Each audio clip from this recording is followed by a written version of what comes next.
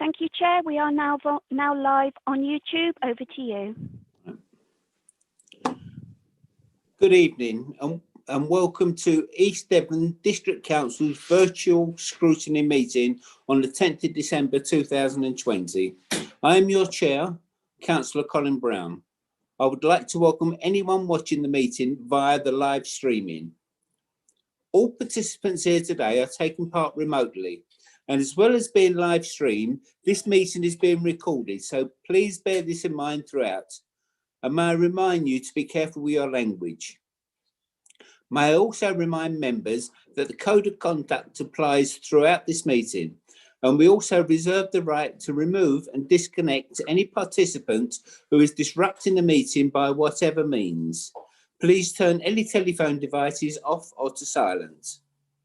As this scrutiny meeting is dependent on internet connection and power supply, in the event of a break in the internet connection or power cut, please bear with us while we try to reconnect.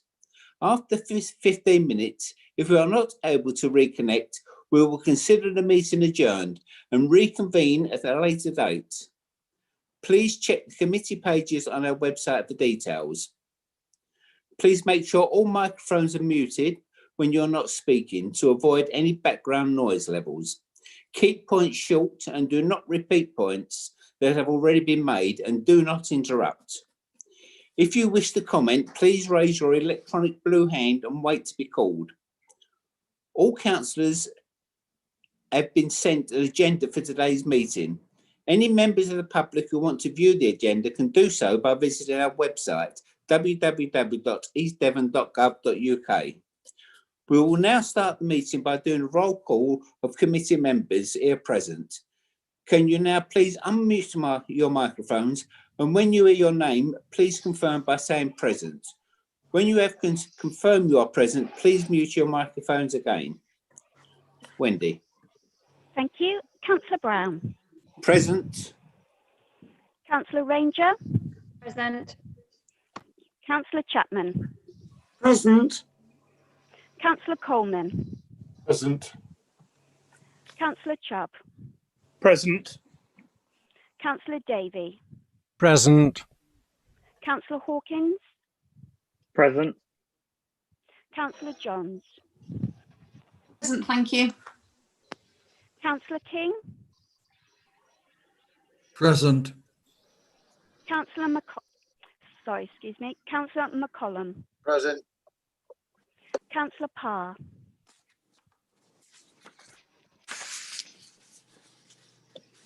Councillor Parr. Okay. Councillor Rylance. Present. Councillor Pepper.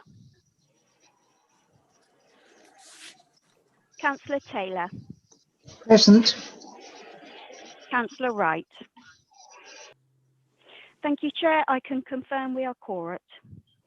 Thank you. Agenda item 1, public speaking. I don't think there are any public speakers, are there, Wendy? No public speakers. Agenda item 2, minutes of the previous meeting. If anyone has any comments on the set of minutes from the 5th of November 2020, please do so by raising your blue hand. If I have no blue hands raised, I will take this as an indication that you all agree with the minutes of the previous meeting. And I can see no blue hands raised. Thank you. The minutes of the previous meeting are agreed. Agenda item 3, apologies. Wendy. Thank you. We have one apology from Councillor Chris Wright. Thank you. Agenda item or declarations of interest. Wendy. Thank you. I'll start with you, Chair. None. Thank you. Councillor Ranger. None. Thank you. Councillor Chapman. Yes, I'd like it to be noted that I am a resident of Exmouth.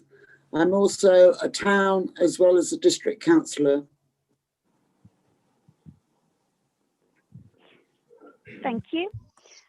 Councillor Coleman. Yeah, I'm also a town councillor at Exmouth. Thank you. Councillor Chubb. County councillor.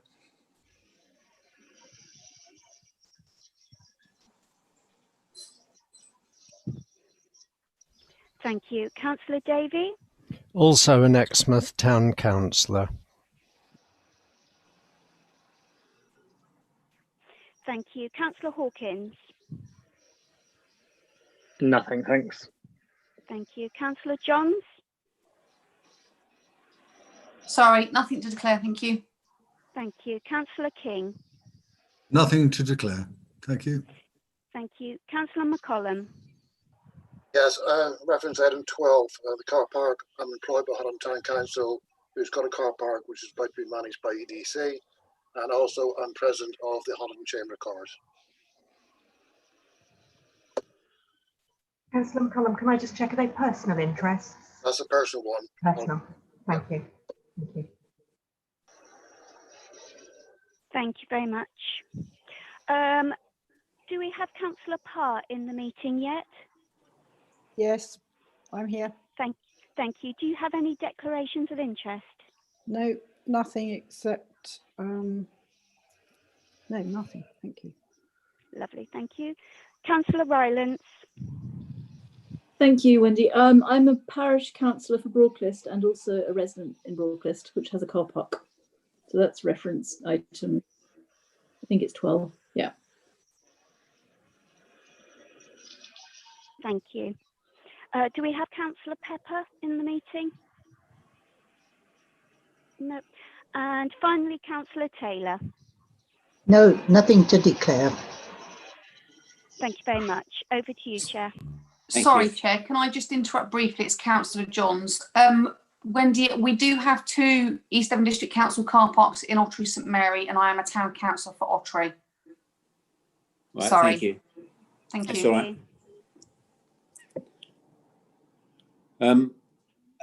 Agenda item 5, matters of urgency. There are none. Agenda item 6, confidential exempt items. There are no confidential exempt items that officers recommend should be dealt with in this way. Agenda item 7, decisions made by Cabinet called in by members for scrutiny in accordance with the overruled scrutiny procedure rules. There are no items. Agenda item 8, draft financial strategy 2021 to 2031. Simon Davey to present a report. Thank you, Chair. If it's okay with members, I think it'll be easier if I present the actual agenda on screen and then just take you through elements of that report, if that's okay. Fine. Yes, that's fine, Simon. Okay, yeah. No, I'm working on it, Chair. Oh, right. Thought you had it already. You got all excited then.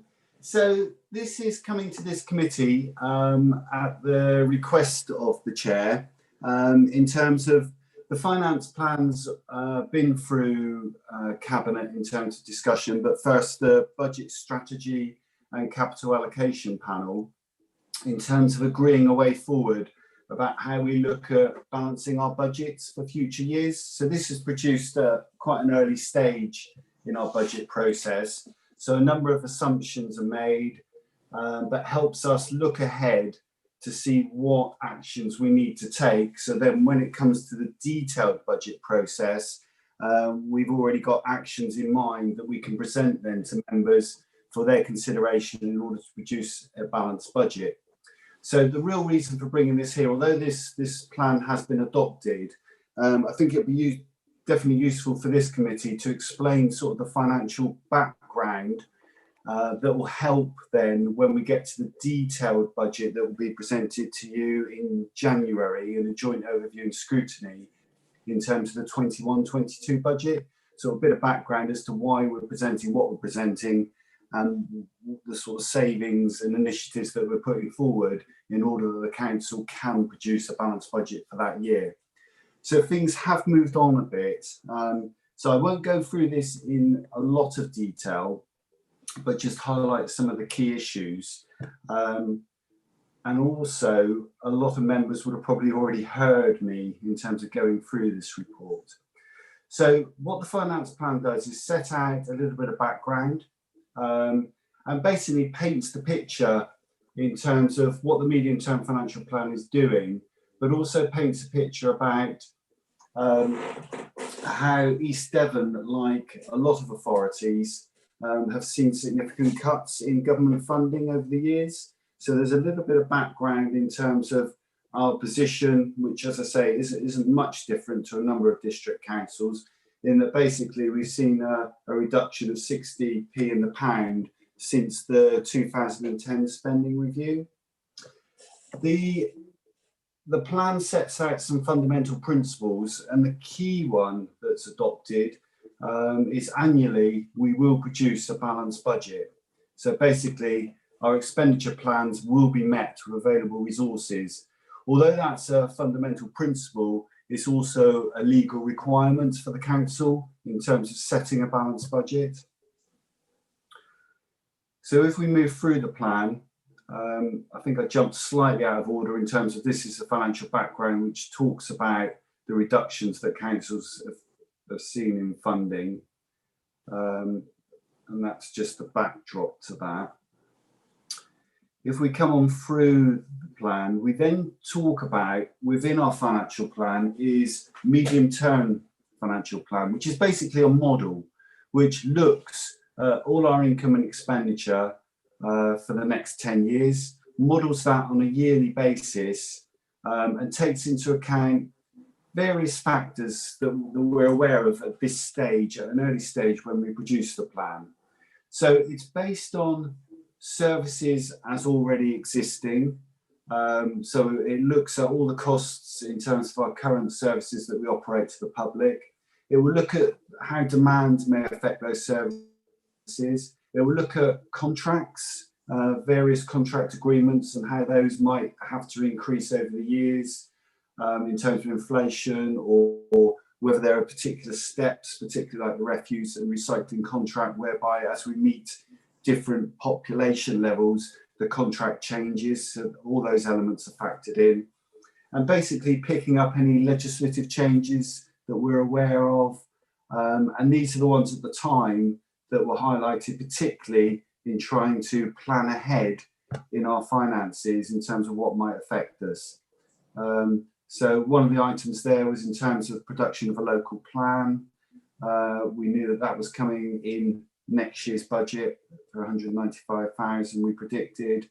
A big change there in the refuse and recycling contract going forward, a figure of something like 615 in our revenue. And a number of items in terms of definitely the council's commitment to various factors in terms of, you know, continuing that budget commitment of £1 million going forward for climate change action.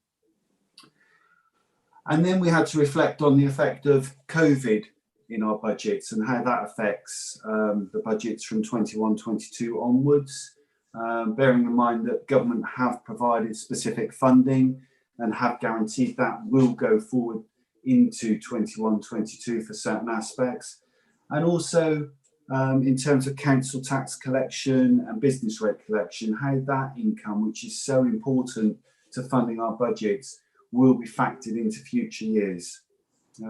So taking all those sort of considerations, we get to a medium-term financial plan. One area that's appeared on your screen there is in connection with government funding. And this is around business rate income and new homes bonus money. So a significant element of our funding now doesn't come from sort of general grant anymore. There's no such thing as revenue support grant. That ceased for us in 2019-20. We now, in terms of external funding, rely on three main sources. One is business rate income, one is new homes bonus, and one is fees and charges that we raise ourselves. Well, new homes bonus is likely to disappear. We thought it would be for 21-22, but this plan is setting out that we now think that will happen in 22-23. Because of the pandemic, the government has slipped a number of reforms that were going to be introduced for 21-22 into 22-23. When I wrote this was the assumption we made. Now the spending review that came out on the 25th of November has confirmed that position. So in terms of new homes bonus, that will, that's giving us about 1.5 million in our revenue pot each year. In 22-23, that reduces down, and in 23-24, we're assuming that will disappear completely. Another big element is business rate income. Traditionally, that's given us about 1.5 million into help to fund services. That's 1.5 million above the government's assessment of what we should get in business rates. So over the years, since business rate retention was introduced, we have outgrown government's predictions in terms of the growth within the district, mainly around the enterprise zone. And that growth we've been allowed to keep. That was the scheme that was brought in. Councils were encouraged to help businesses thrive within the district. We have invested in that area, and that has helped us with additional business rates. But what the government intended in terms of reforms is to rebase that, to bring it back down to what the government feel each authority should get. So that growth at the moment is likely to be taken away. So traditionally that's been about 1.5 million. We have seen, even under the current circumstances, growth in that area. So in next year's budget, we're looking at 2 million above base. So if you think in terms of our revenue budget, 1.5 million in new house bonus and now 2 million in business rates, for 22-23, it's looking like those income streams will be disappearing quickly. So the reason I've gone into a bit of detail in that is that you can see when we get to the medium-term financial plan model, the effects that has. Sorry about the jerky movement. So this is looking ahead, looking at all our expenditure, look at our income, and you can see the bottom line there, the effect of, so these are deficit numbers I'm pointing out. So you've got 2021, current year, we've got a balanced budget. We set a balanced budget, 15,592,000 worth of expenditure on services. That's net after fees and charges. Then various external funding coming in, council tax 8.8 million, new house bonus 1.5, and this business rate income I was talking about there at 1.5, balance this year's budget at 15,592,000, balanced, all good. Move forward into 21-22 now, and we were predicting we'd have a budget gap of 694,000, nearly 700,000. And that really is down to external factors such as pay and inflation, various elements on the refuse contract that we've had to factor in, and other elements that are in here. So just standing still with the services you currently operate increases that cost of running the council to a figure of 16.5 million. Income hasn't changed significantly, and that gives you that deficit of 694,000. So that's what's needed to be found, if these calculations are correct, in next year's budget to give us a balanced budget, assuming we don't change anything else. But just to highlight what happens in future years, 22-23, when we've got this sudden reduction in business rate income going from 2 million to 300,000, and new house bonus going from 1.5 million to 922 and then dropping out completely, gives us a massive deficit of 3.7 million. So if we solve that, we've then got 3.7 million to find in that year, and then it increases. Quite a scary story in terms of, but it is driven by those two main factors, which are out of this council's control in some respects.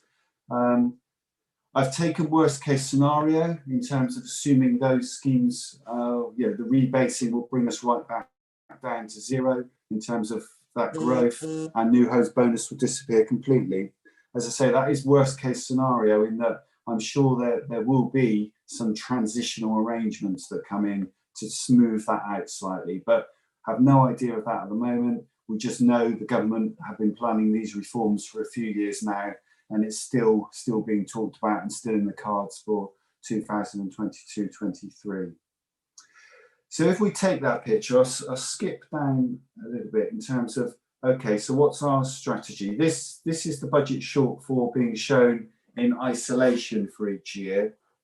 So the figures I showed previously were cumulative. This then just gives you a picture of what we have to do each year in our budget. So for next year, find your 694. You found that, you've then got to move on to 22-23, and you've got to find yourself another 3 million to balance the budget. And then 1 million, once you've got through this hump, you're back to normal sort of levels.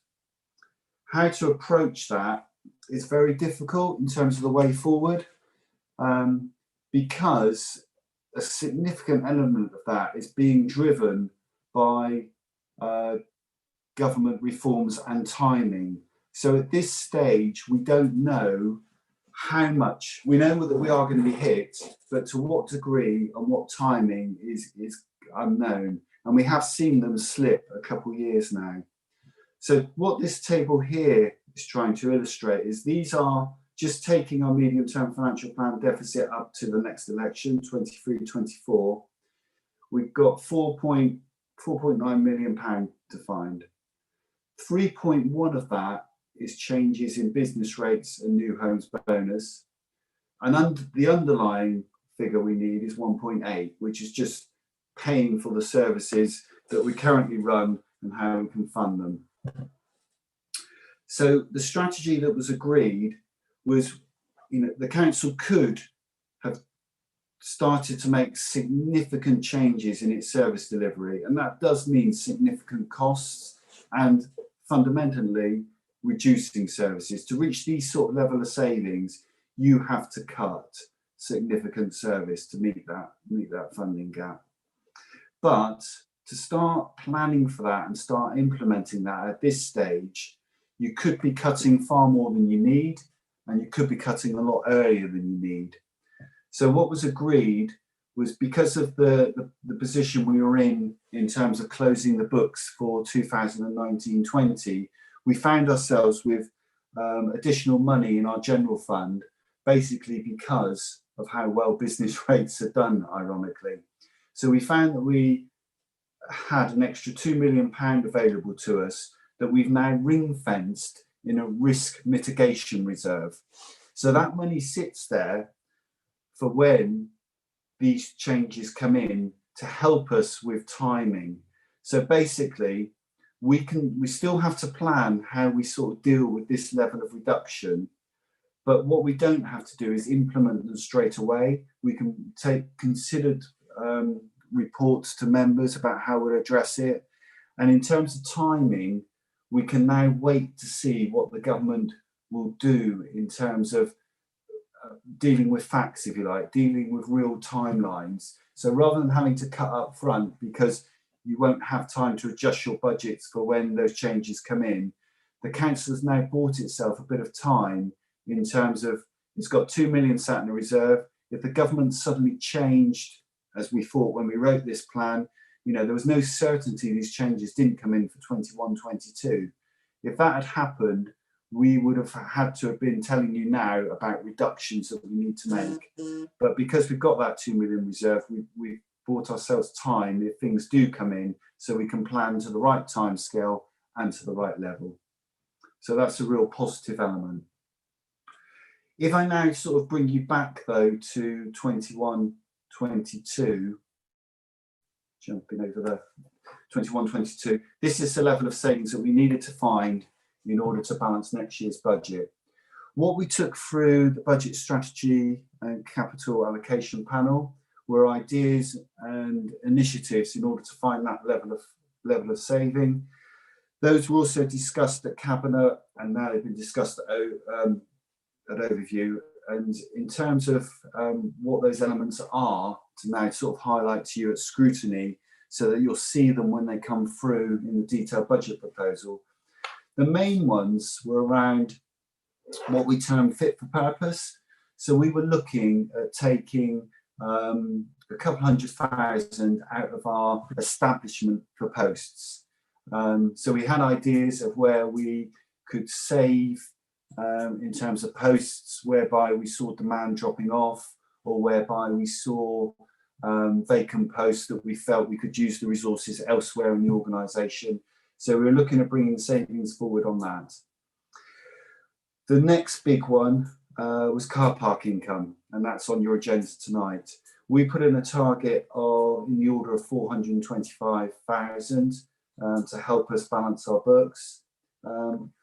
The proposals on your agenda, later on your agenda, bring forward income generation of 300,000. So that helps significantly in bridging that funding gap.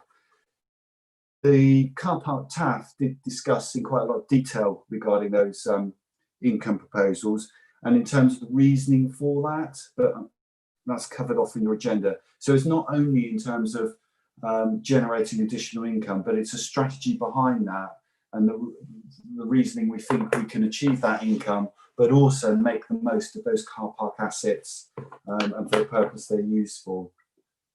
The other areas that you'll see coming through in the detailed budget is we're proposing to achieve an extra £50,000 of income from Home Safeguard.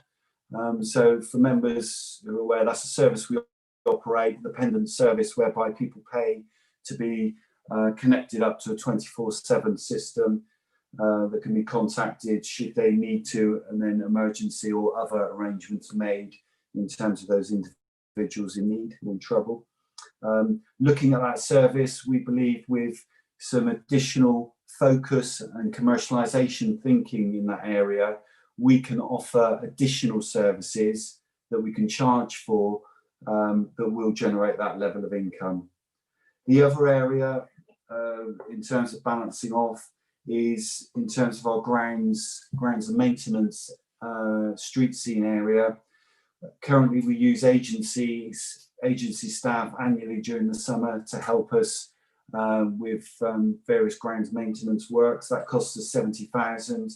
The proposal is to take that out of the budget going forward in terms of efficiencies that team believe it can achieve, but also through the work it's done with rewilding. So that's a one that you'll see coming through when you get the detailed budget.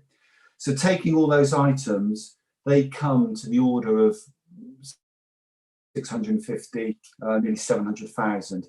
So in principle, you should have a balanced budget if what was presented in this medium-term financial plan, if the calculations were correct, and then members accept the savings ideas that come forward to help balance that budget. What I can tell you, which obviously I couldn't tell the other committees, but it's only because of timing, is we've now gone through that detailed budget process, and the numbers have come up very close to what we predicted in the medium-term financial plan. So we were now going through the detail, budget by budget, service by service, building in the various elements that have been approved through committees as we've gone, looking at the contracts in reality now and adding those in. We have come up to a gap that is in the order of just under 700,000, but we are proposing those elements I've highlighted to you will fill that gap to give you a balanced budget, but that is subject to members' approval, going through the details that will come to you, making sure you're happy with that base and what's being proposed, and then agreeing to those savings items. The rest of the medium-term financial plan, Chair, I think is probably not that relevant in terms of the key focus was going to be about talking about the budget that's coming forward to you, the general fund budget. The rest of the medium-term financial plan looks at the housing revenue account, which will be going to the Housing Review Board to consider, and capital, which has been to the budget setting, capital and allocation panel and been through in a lot of detail. Those elements will come to you in January, but the main focus I suggest of your committee will probably be the general fund, which I've just covered off. Thank you. Happy to take any questions.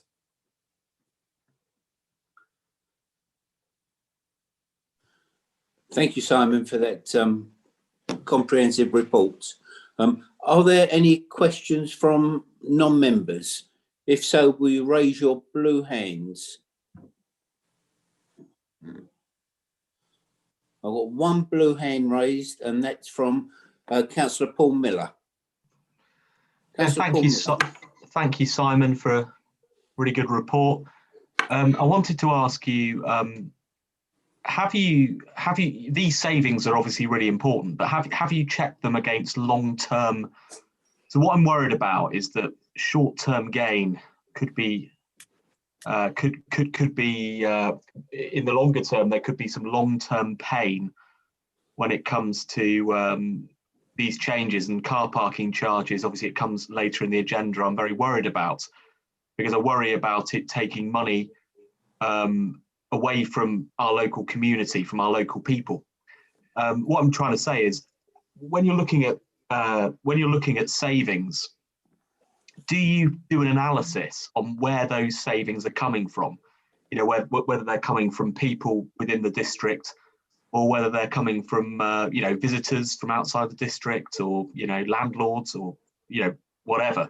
But what I'm trying, you know, the point I'm trying to make is that obviously one of the big things that have come up in recent years is this thing about inclusive growth, trying to grow your local area and not trying to asset strip it. You know, that was the big criticism of austerity. You know, you balance the books, but in the longer term, you strip any potential for growth. So I would like to know whether you've factored that into your considerations of how we balance our budget. Obviously, it's very important. Thank you. Yeah, thank you, Councillor. The items I've been through are honestly straightforward, other than the car park one that's on your agenda, that obviously is more complicated. And I believe from that report, although you'll have the debate, that those elements are taken into account. I believe there's sensible and reasonable recommendations that are being made, which is why I would feel confident. I mean, it is subject to council approval, but I would feel confident, having gone through in detail with Andrew Ennis, that they're achievable and the demand is there, and the effects that those increases proposed will generate that level of income continuing going forward.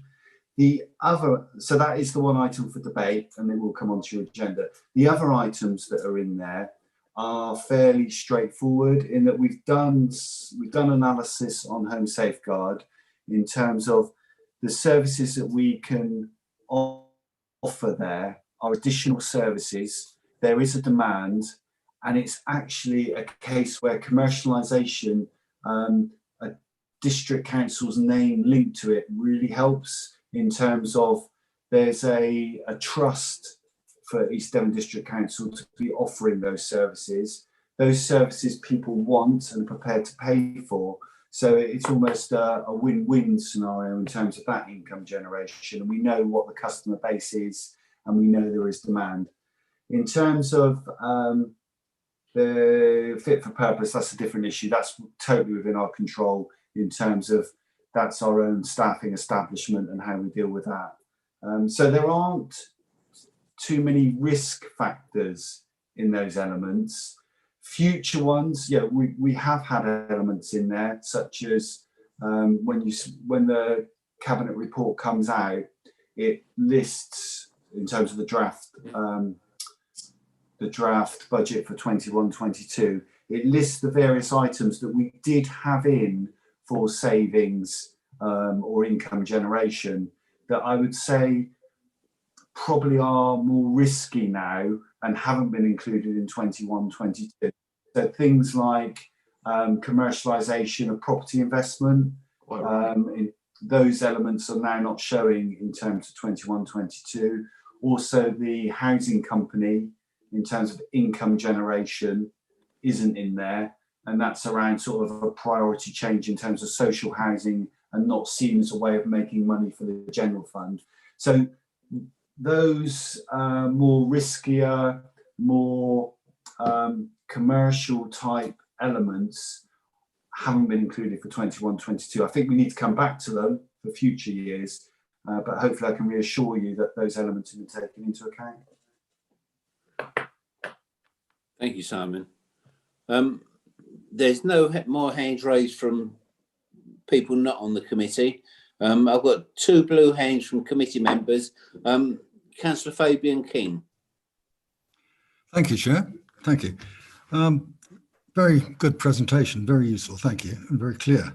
I wanted to just make a comment so as to put a marker down, if I may, because obviously under the pressures that are against us, we are looking for savings, but I just want to put a marker down because we will come across a couple of appointments later on when we start looking at the budget in the near future. And I want to draw attention to the fact that against the forecasts of revenues and expenditure, Simon mentioned how we had a lift, a very fortunate lift in the business rates coming in. And it's wrong to say fortunate. It is actually down to the application of very good method and effort under Libby Jarrett and her team. And in fact, it's been so good in terms of not just business rates, but what is in place for collecting residential rates as well is good enough for other councils to want to have some of that. And in fact, there's a lot of exchange of expertise going on now as a result. So point made, I wanted to highlight it because even as we're looking for cost cutting,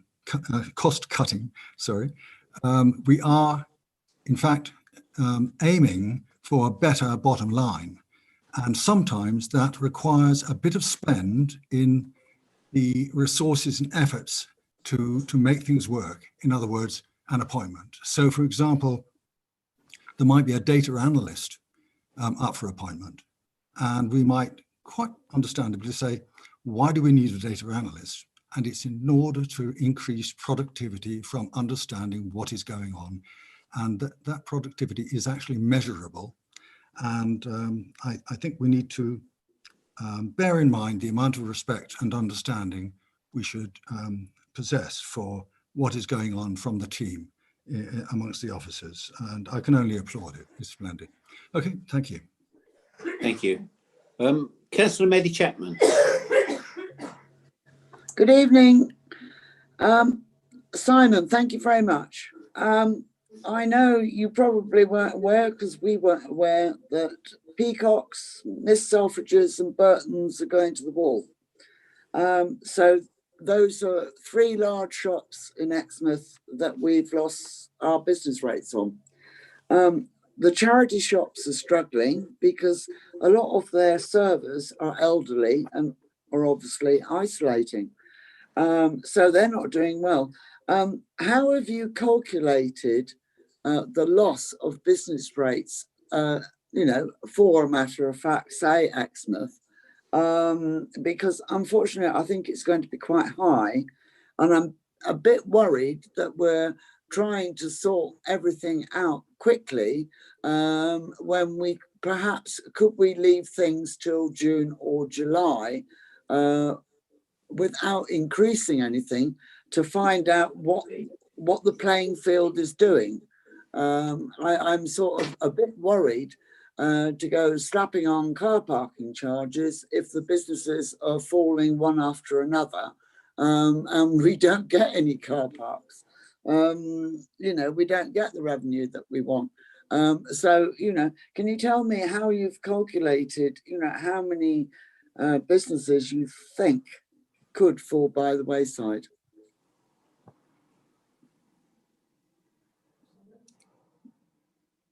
Simon, you're on mute.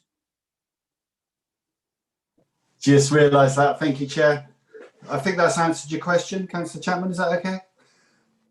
That was a joke. Thank you, Simon.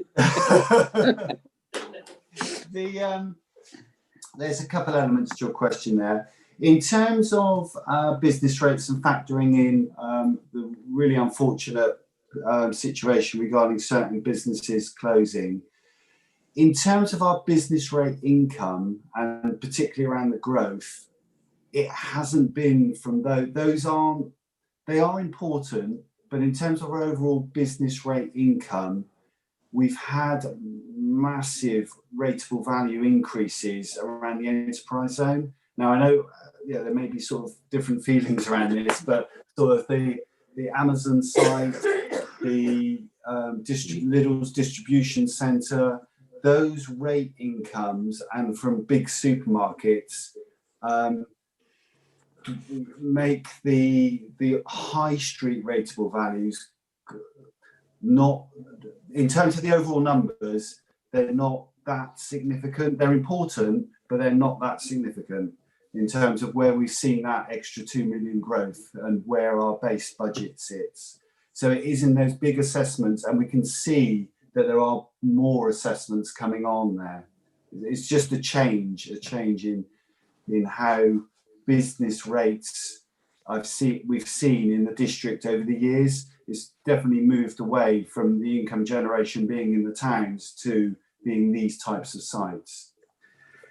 There is a loss though still, and that has been factored in terms of our collection and what we think we'll get. So those elements are factored in, remembering that because it's a 50% retention scheme, we take a hit on that, but a big hit goes to government as well. Also, a number of the rates this year has actually been met by government direct in terms of reliefs given. So charity shops, etc., don't pay rates anyway in terms of reliefs given. In terms of retail, there's been significant government reliefs given on those. So in some respects, we've been paid direct by government for those. So it's almost 100% that we collect on those.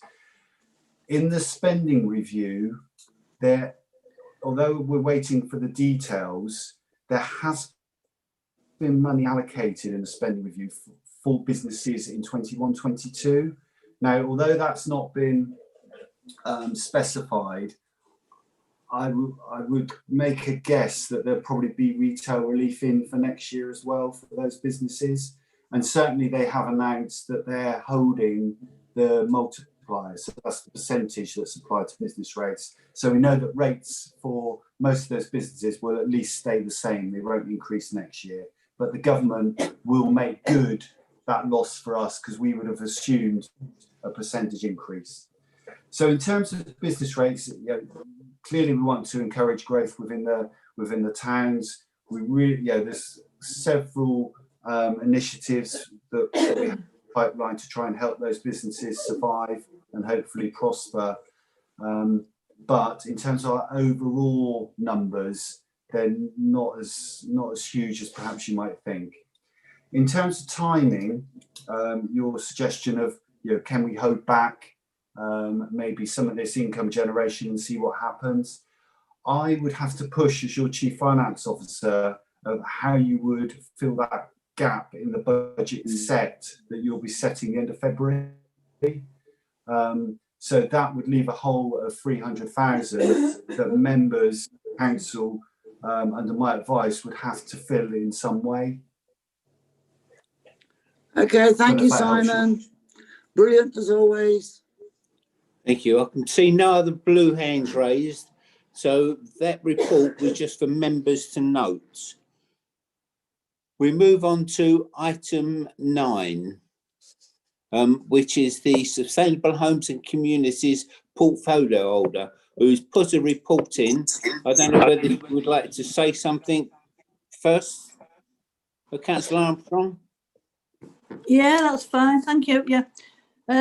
Yeah. I sent in the report and I hope people have had an opportunity to read it. But I'd just like to, hang on a minute, let me just find my notes. I'd just like to comment, first of all, on the questions I was receiving from Councillor Twiss last night at the council meeting. I have actually spoken to him today because I was very unclear when he asked the questions, what he was actually asking me, which sounds a bit stupid, I know, but it was a very long, is he in the meeting tonight, by the way? Is he with us tonight? No, he's at another meeting at the moment. He said he'd try and get him later. All right, okay. Yeah. So anyway, I had a conversation with him today just to clarify what it was he actually wanted to know. And basically what it seemed, he wanted to know whether we got plans for any capital projects. And I think I said no, because I hadn't really understood the questions he would ask. And so actually, I just wanted to clarify that for the record. We have had capital projects this year. We've bought Sailors Rest. We've bought an HMO in Morton Road, both in Exmouth, and 7 more flats are coming up in Exmouth, all this year. And we do have ongoing plans for further purchases. We're always looking for sites that we can purchase. So I thought I'd just clarify that to start with, just in case people were wondering. Thank you. So just getting to the report, what I wanted to say was that the main thing that I wanted to clarify was that in this role, it is about a strategic role rather than an operational role. So the operational part of the job, of the work, is to do with officers and what they do on a daily basis and what they are experts at. I'm not an expert. I feel as if I've almost become an expert lately, but I'm certainly not. So this is a strategic role, which is looking at policies and strategies and moving forward. So I just want to quickly go through the report and just highlight some of these strategic roles that I have. Bear with me a minute. I've got so many notes here in front of me. Here we are. So we've got the housing service plan and the housing strategy, the homelessness and rough sleeping strategy, the council plan and statement of intent, the integrated asset management contract with Ian Williams, the stock condition survey, which I'll go back to that later if people want to know about that. Private sector standards, which is now, private sector is now with the Environmental Health Department. Home safeguard, supported housing, right to buy,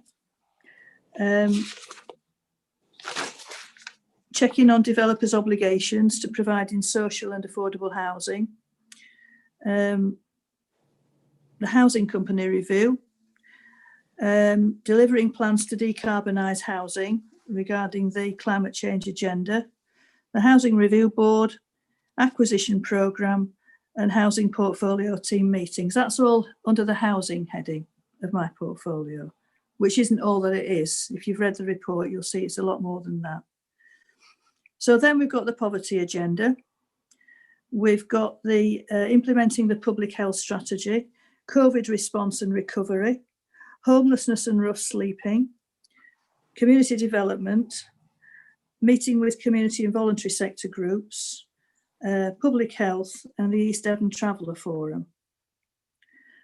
So they're the main headings for the strategy side of the work.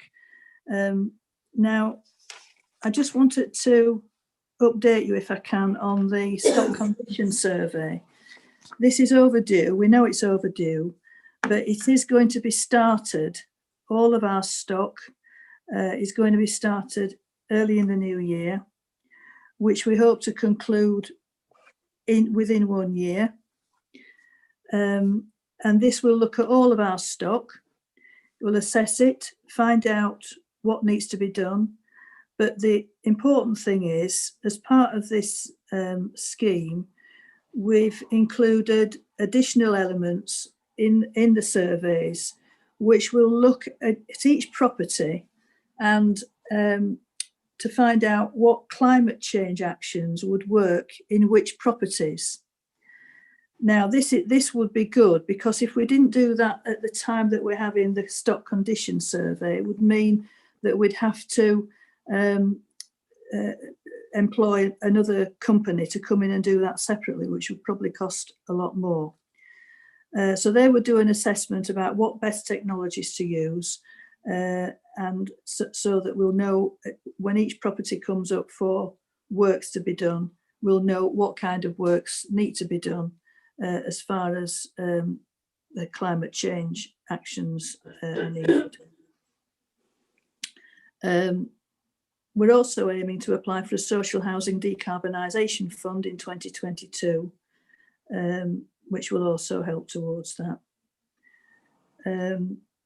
We've recently received the Green Homes grant, £500,000 for air source heat pumps on 100 properties, which I understand are being done now or very soon.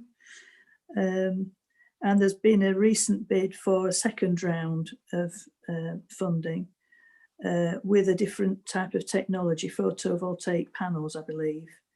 That's £450,000 match funded with 650 from the HRA.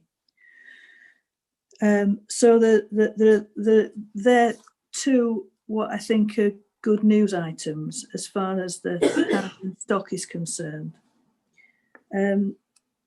I'm just not sure how much, Chair, you want me to say about anything else in detail, or whether you just want to open up for questions now. I'll open up for questions if you're okay. Yeah, that's fine. Yeah. Well, thank you for that, Megan. Non-members, is there any questions from non-members? I see a few blue hands raised. Councillor Paul Miller, the first one to go up. Yeah, thank you very much, Chair, and thank you for that very thorough report. And it's a very, very important portfolio. So my first question is on, it's the end of, my eyes were drawn to the end of page 1 of the portfolio holders report. There's the first bullet point there, which talks about matching the right people with the right home. Now, I really don't like this phrase. It's used quite a lot, you know, right toilets in the right place, right repair at the right time. It's a bit of a platitude. And I don't like the term right people in the right home, because it suggests there are wrong people, which I really don't like. And I'd quite like to suggest that the portfolio holder change her term of language in that. Excuse, could I just come in there? My remarks. Can you let me finish, please? Yes, I'll let you finish. Go on then. Yeah. Secondly, I'd like the portfolio holder to explain what she means by systems thinking, because I don't know what it means. There have been a lot of systems thinking references since I've joined the council, and I've asked quite a few officers, and I've never actually, maybe I'm an idiot, but I've never actually worked out what systems thinking means. So I would quite like the portfolio holder to be able to actually explain to me what it means in relation to housing. And thirdly and finally, if I could ask the portfolio holder, could she explain, and she's said at the start of her report that her efforts are focused on the policy framework and strategic direction. So she's been in post for the last 18 months. I'd like to know what she's changed from the former portfolio holder before. What has changed since her appointment? So those are my 3 questions, and I would quite like all 3 of those questions to be answered. Thank you. Well, I'll do my best, Councillor Miller. I'll do my very best, and if I can't, I'll get back to you. But I'll do my best now. So the phrasing that it's not my phrasing. This is what comes from the report. It's the systems thinking review.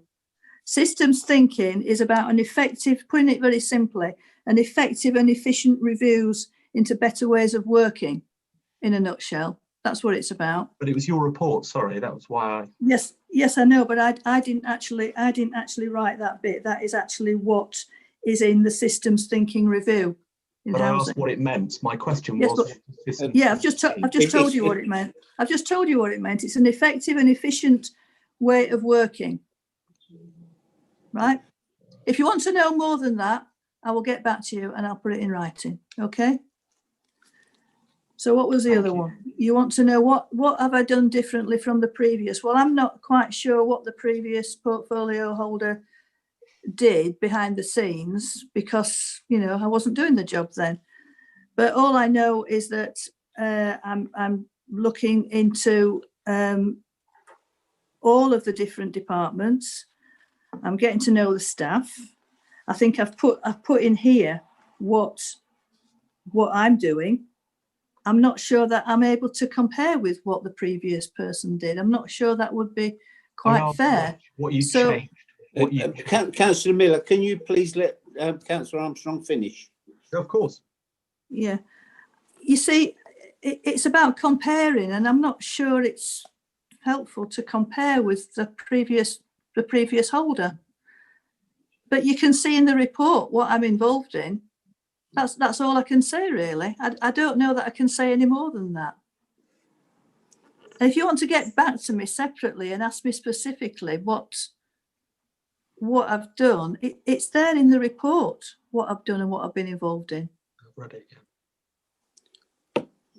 Thank you. The next blue hand that I've got raised is Councillor Brewster Sarum. Good evening, Chair, members. Thank you very much, Chair. Yes, I have a couple of questions to ask the portfolio holder. Firstly, to thank her for coming to speak to us tonight, because I know that that's been very positive of her. I wanted to look at specifically at the comments made. We will review the purpose of our housing company to ensure that it is focused on our ambitions, specifically the delivery of a council build and acquisition programme. Could you explain how you'll be involved personally? I note that you said tonight that you do strategic rather than operational. So that's one question. And after that, I note you say delivery plans to decarbonise housing consistent with our climate change ambitions. Could you explain how this will be funded? And I have another one. Climate change action plan decarbonising housing. Please explain what this is and what the cost will be per dwelling, and air source heat pumps and installation. Please explain what cost this adds per household. And lastly, I just wanted to comment the fact that we had an excellent presentation just now from Simon Davey, and he touched on the commercialisation of the home safeguarding. I'd just like you to confirm that obviously the council will keep residents safe without necessarily introducing too much of a commercialisation aspect to it, because clearly people will be worried about that, and I think that's something that needs to have strike a fine balance between the need to obviously generate the revenue income, as Simon said, but we also need to be sure that we have protected our homes and those in our homes adequately, as we discussed even last night at our poverty agenda. So those are my 3 or 4 questions, Councillor Armstrong, and if you are able to answer it, I'd be more than delighted to hear from you. And obviously, if you do need to talk to me offline, then please, by all means, do so. And I thank you very much for your kind indulgence. Thank you very much, Chair. Could I just? I haven't written any of those down, Councillor de Sarum. So could you please go through them one at a time? Thank you. There's quite a long list there. It was with the chair's kind indulgence. I'll go back through it again. You put on one of the comments. You put we will review the purpose of our housing company to ensure that it's focused on our ambitions, specifically the delivery of a council build and acquisition programme. And my question to you was, please explain how you will be involved personally. Right. Well, it's Councillor Ledger who should be asked this question, really, because he chairs that, doesn't he? The housing TAF. Housing company TAF, sorry. So I sit on that, and we're just working through what it's up in the air at the moment, as far as I can see, because we're unsure quite which direction the housing company is going to be going in. I think since there have been some thoughts since that first meeting as to whether we can use the housing company to actually deliver social housing. That's a big question mark at the moment. So that really has to go back to the housing revenue account, I think. So it's just deciding as a housing company TAF what way forward they want to go, because you know it has to be discussed, and I don't think it's up to me personally to decide what should happen to that. That's got to be discussed with other members and with officers to decide what the best way forward is. So I'm sorry I can't give you any definite answers on that, but my view is that it wouldn't be used for providing social housing. Lovely. And I also said, commenting your deliver plans to decarbonise housing consistent with our climate change ambitions. And I said as a question, please explain how this will be funded. Well, I think I mentioned at the beginning about the Green Homes grant that we've received for the air source heat pumps for 100 properties. That's for starters. And then if that goes well, then we'll get in a second round to do that. And we've got, sounds as if somebody's speaker's on.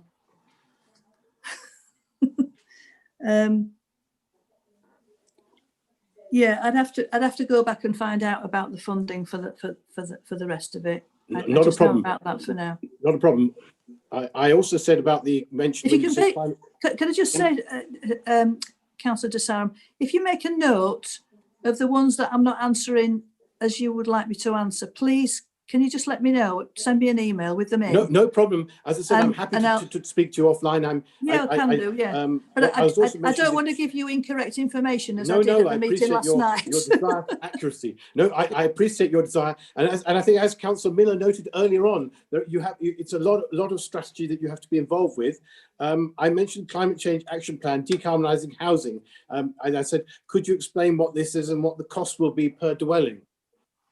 If you know that answer. No, I don't. I'm sorry. No, okay. I'll have to get back to you on that one. And then I said air source heat pumps. I think we've touched on that. And then finally, I made a general statement about what Simon was saying, based on the fact that we are considering commercialising home safeguarding. And I think it's important for you to evolve a strategy so that residents won't feel that the council is simply going at them on a commercial basis to balance the books. So I think that was my last point. I think I can say a little bit more about the home safeguard.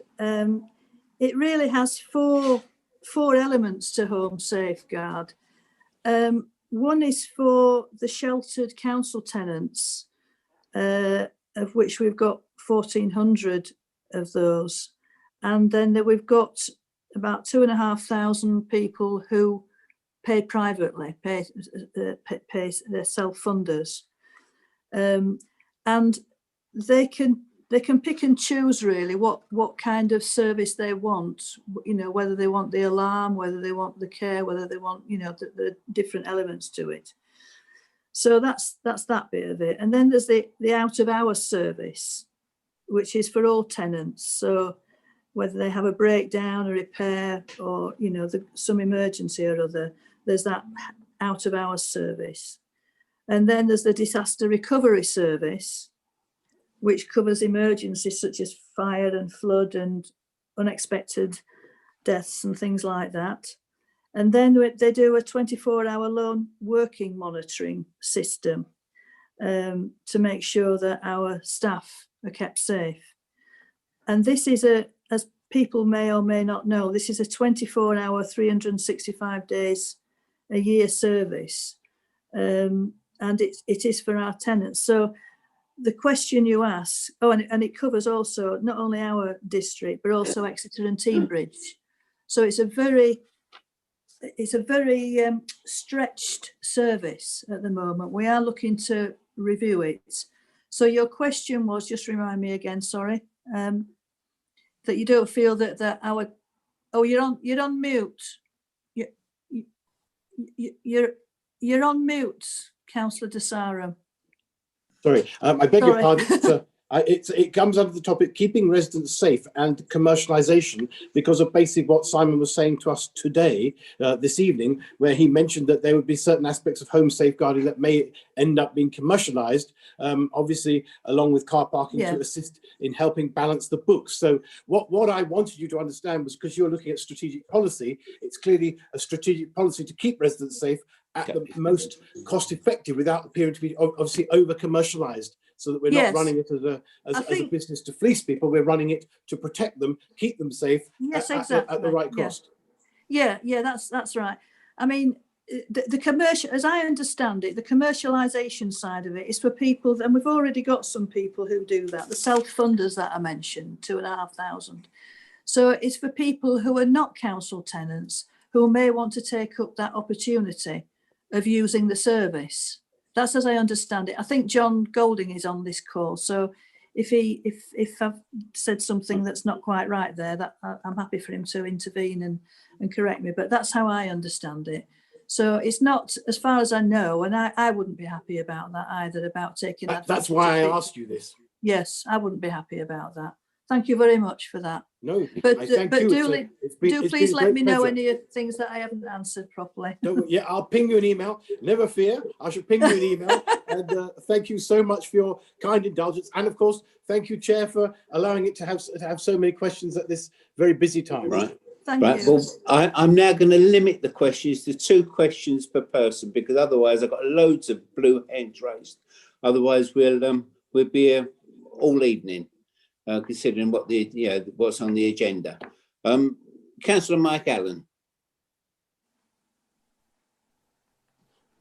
Oh, thank you very much, Chair. Sorry, I had several questions lined up. You've limited me to 2, so I would have to just quickly figure out which one or 2 I can bring. One is the need to build the affordable housing and the element of liaison with housing developers and housing associations. And I wonder if Councillor Armstrong could say how that's going to work, and how the work will be with social rented and private rented people as well, because these things are all mixed together. So that's my first question. Will she be personally involved? How will you be bringing forward the relationship between the housing developers and the housing associations to achieve your affordable housing objectives, and how will you handle the rented sector? The second question is more of a difficult one. I wonder if you remember our discussions at the poverty panel with regard to incorporating different people's suggestions into the action plan that was presented. The action plan that was presented was actually directly plagiarised from Cambridge City Council, almost word for word, phrase by phrase and point by point. It was a bit irritating for councillors to be presented with that as a plagiarisation. It was also irritating not to have anything in those action plans about the rural poverty area and some of the things that Fabian King, Councillor King, introduced about hidden poverty. It didn't include things that had been previously suggested by Livy Jarvis and Amy Gilbert-Jones. And we clearly need to promote many of the things that were put forward, but to have no vote and no involvement in the action plan of any substance is actually, I think, quite disrespectful to the councillors who serve on the panel and to councillors more generally. So what will you do about it? Which one do you want me to answer first? The question about housing developers and associations and Right. and rental, private rental landlords, and how will you work with them to deliver the affordable homes that we need? I would see that mainly as an operational issue for a start, and officers know that I'm very interested in all of that. If they want me to be involved at any stage, I will be involved. That's how I view it. And I discuss constantly with the lead housing manager and other staff and with John Golding about all of these issues. And we discuss between us what is the best way of dealing with each particular issue. And that's how I work. No, I was just wondering if you were liaising with Dan Ledger and trying to work effectively on the development of housing. And I just was asking what you did as opposed to all the officers. Yeah. I work with the officers. They're the operational. Okay. Next question is about the action plan in the poverty. Is that right? And the input. As you know, the action plan, I didn't write the action plan. It's an it's an amalgamation. No, it's an amalgamation. And so all the things you mentioned about plagiarism and that, I know nothing about that because I didn't write it. So it's an amalgamation of all the various comments and inputs that have come into the poverty panel and from different places. And it is a live document. That's the whole point of it. It's a live document. That's why it's not set in stone. It probably never will be set in stone because things will change all the time. And we're only at the very early stages of looking at the action plan. We looked at it really for the first time at the last meeting on Monday. And we looked specifically at that when we're looking at the economy section, weren't we, on Monday? So what I want to do is I want to go at each time we meet, and I know we're going to speed this up, hopefully, all being well. But we look at each different area for members of the poverty panel and members outside of the poverty panel to input their thoughts into it so that it can be changed and amended as and when. That's the whole purpose of it. It's not a document that's set in stone. I really must emphasize that. So anything you're unhappy with, any inputs you want to go into it, we'll discuss it at the poverty panel and we'll agree together, you know, what goes into it, what goes out of it, or whatever. Is that the kind of thing that it's not the point. The point I'm making is that word for word, point by point, it's a direct copy from the Cambridge City. Well, I don't know anything about that. I'm sorry. I don't. You're clearly saying that you didn't know anything about it, but what are you going to do to make sure that what you promised about proper involvement and proper dialogue and proper bringing in of the various ideas that are being contributed is actually done? Because that is not what you're currently doing. It is not. Listen, I chair a meeting. The panel is made up of members. They have every opportunity at every meeting, as you've been to every meeting, to say what you want in that document. It's a live document. That's all I can say. We're all there together. A well-known phrase or saying from a previous Prime Minister, we're all in it together. So we're all in it together. That's all I'm saying, that you've got every opportunity. We all have. Councillor De Sarum, all of you, you've all got the same opportunity to input into it. I'm just there to bring all this together. I am not the poverty panel. I just happen to be chairing it. Well, clearly it's not So working. we've all got a responsibility for inputting into that document what we think is the right way forward for this district council. We've all got a responsibility for it. It's not my total responsibility. It's not your total responsibility. It's all our responsibilities. That's how I work. I try to be open and even-handed with people. My last point on that issue, if I may, Chair, just very briefly, it's clearly not happening at the moment. So you are guaranteeing that we will have a changed action plan which will incorporate the various ideas being contributed. Guaranteeing anything. Point It's of order open for 11C, please, Chair. Sorry, it's through open you. for Is that discussion. a third question? Well, that's not, that's just the same question. I'm trying to, I think Megan's answered the question, that she wasn't responsible for writing it, and she says there should be input from everybody into this. Thank you, Councillor Allen. Councillor Andrew Moulding. Yes, thank you, Chair, and thank you to Councillor Armstrong for producing the document that we have before us and the presentation. I have two questions, but before I do, I would just say that I'm most disappointed and concerned regarding the housing company, because I'm pretty sure that when the previous administration held a TAF to establish the introduction of a housing company, the main thrust of that was going to be to provide social housing in the district. And for you to say that it won't be used for social housing would be extremely disappointing for me. But I will get on to my other questions. So the first question is about homelessness, and I know that's very dear to your heart, but I know there are opportunities to prevent people from being homeless in the first place. And as we know, there are some people who are homeless who actually refuse accommodation.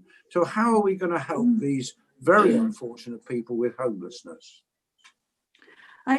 Councillor Moulding, are you talking about those people specifically who won't engage, who don't engage? Very much so, yes. You see, well, the thing is, we have a difficulty, and I know our officers go over and above to talk to them endlessly, you know, people who are rough sleeping, to encourage them to engage. They have to engage first of all. I mean, I knew somebody for quite a lot of years who was sleeping on the streets and wasn't in a state of mind or physicality to want to take anything up, because they just didn't feel they could move into accommodation. And so I know what that's like when people don't feel that they can engage, and there's very little we can do about it apart from keep going out and finding them and talking to them and encouraging them. And once they've decided that they want help, that's the stage at which we can take them, you know, to the housing options team and to get them some help and get them some support. So there's no easy answer, I'm afraid, to that. There just isn't. That's a shame. I know, but we do try our best. Yeah. Yeah, I'll move on to my other question. And you mentioned in your report about a stock condition survey, and I wonder if that has come about through another item you mentioned, which is about formal complaints. So do we have a number of complaints about our housing stock, and does that mean there are a significant number of homes that may be in need of improvement? Yeah, well, I think so, because, you know, it's all about we need to get them all up to the proper EPC level, for example, the Energy Performance Certificate level, for example. And I can't give you a figure. I can find it out and let you have it if you want. That would be useful. I haven't got a figure for how many of those, but I know there's quite a significant proportion, as I understand it, that are below the D, you know, D or lower.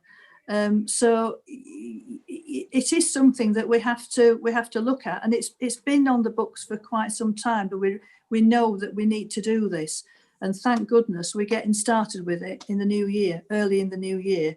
And once we've got that will give us such a lot of information, and you know, we'll get our statistics sorted out and we'll know which direction we're going in, especially, as I said earlier, so that we can also include all the climate change issues that will need to be addressed in each of those properties, because, as you know, not every property is the same.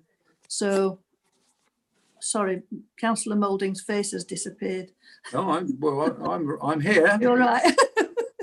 Yeah. So yeah. I mean, does that help? Is that? Yes, has thank that you. answered your- yeah. That's the end of my questions. Thank you very Just- much. Can I just go back to what you said just originally quickly about the housing company? That's what I've been told about that we can't. The housing company can't really be used for social housing. It might be able to be used for affordable housing. That might be different, and for purchase, but not for actually providing social housing. That's a housing revenue account. Jane. Yeah. Can I come in at that point just to cover Councillor Moulding's question? Yes, please.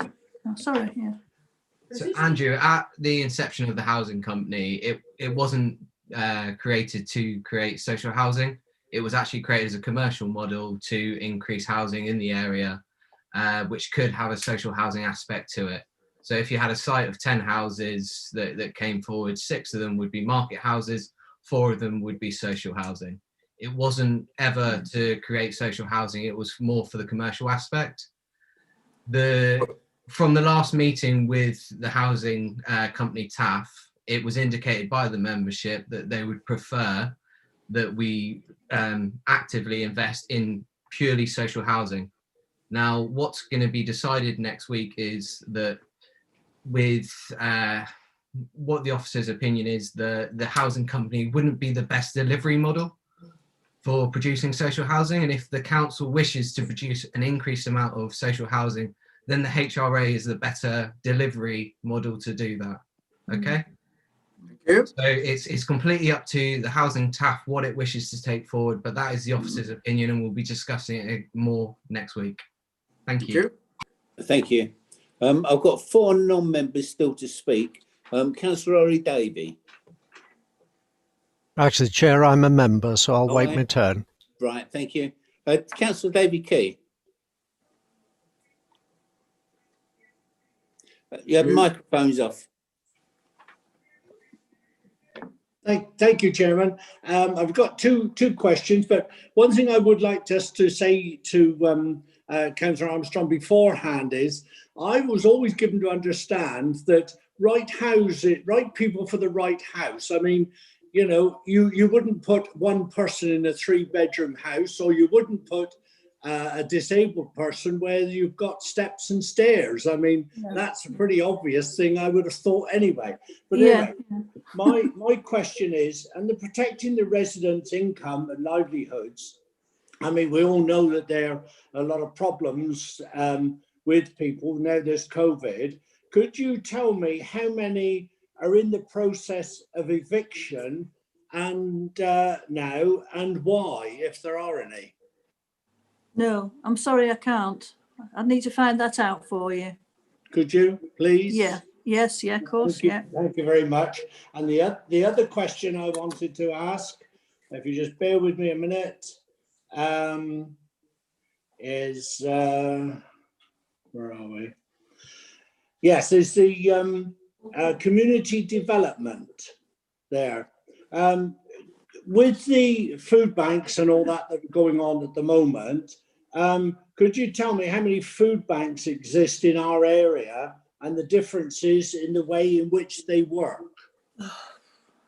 I can't I can't remember off the top of my head. I'm sorry. I don't know, because there are such a lot of new ones that have come up as well since COVID. So I don't know off the top of my head. I'd have to find that out. So for could you find out and let me know? Yeah. I'd be very grateful. Yeah. For the whole district. Is it for the whole district you want to know? Yes, for the whole district. For East Devon, yes. Okay, thank you. Sorry about that. That's all right. Thank you. Thank you. Chairman. Thank you. I've got the last 2 speakers are Councillor Phil Skinner and Councillor Paul Arnott. So we do Councillor Skinner first.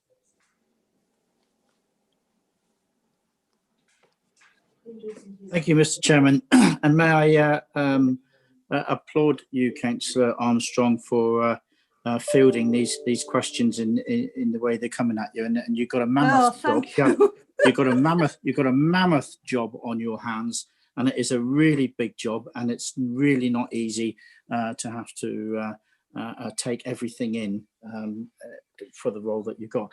But I think really what interests me, and I'm going to write a little back to what Councillor Moulding was saying and talking about the housing company. And I can remember certainly in our time, the whole point of having what we were trying to do by getting the housing company up together. And Councillor Ledger, you did answer the question well, because it was actually working around commercialism and affordable housing and working the two together in the same way that developers work in schemes and going forward. But what we wanted to do, and what I thought the way we were going, was that we wanted to try to get some control of that so as we could engage in some of the design aspects and some of the creating the communities that are required, instead of perhaps there is an emphasis that developers, and quite rightly, they build houses for profit, and that's fine. And it's our job to make sure that communities are built. And I'm sure working hand in hand with our partner housing associations and providers that we can do that.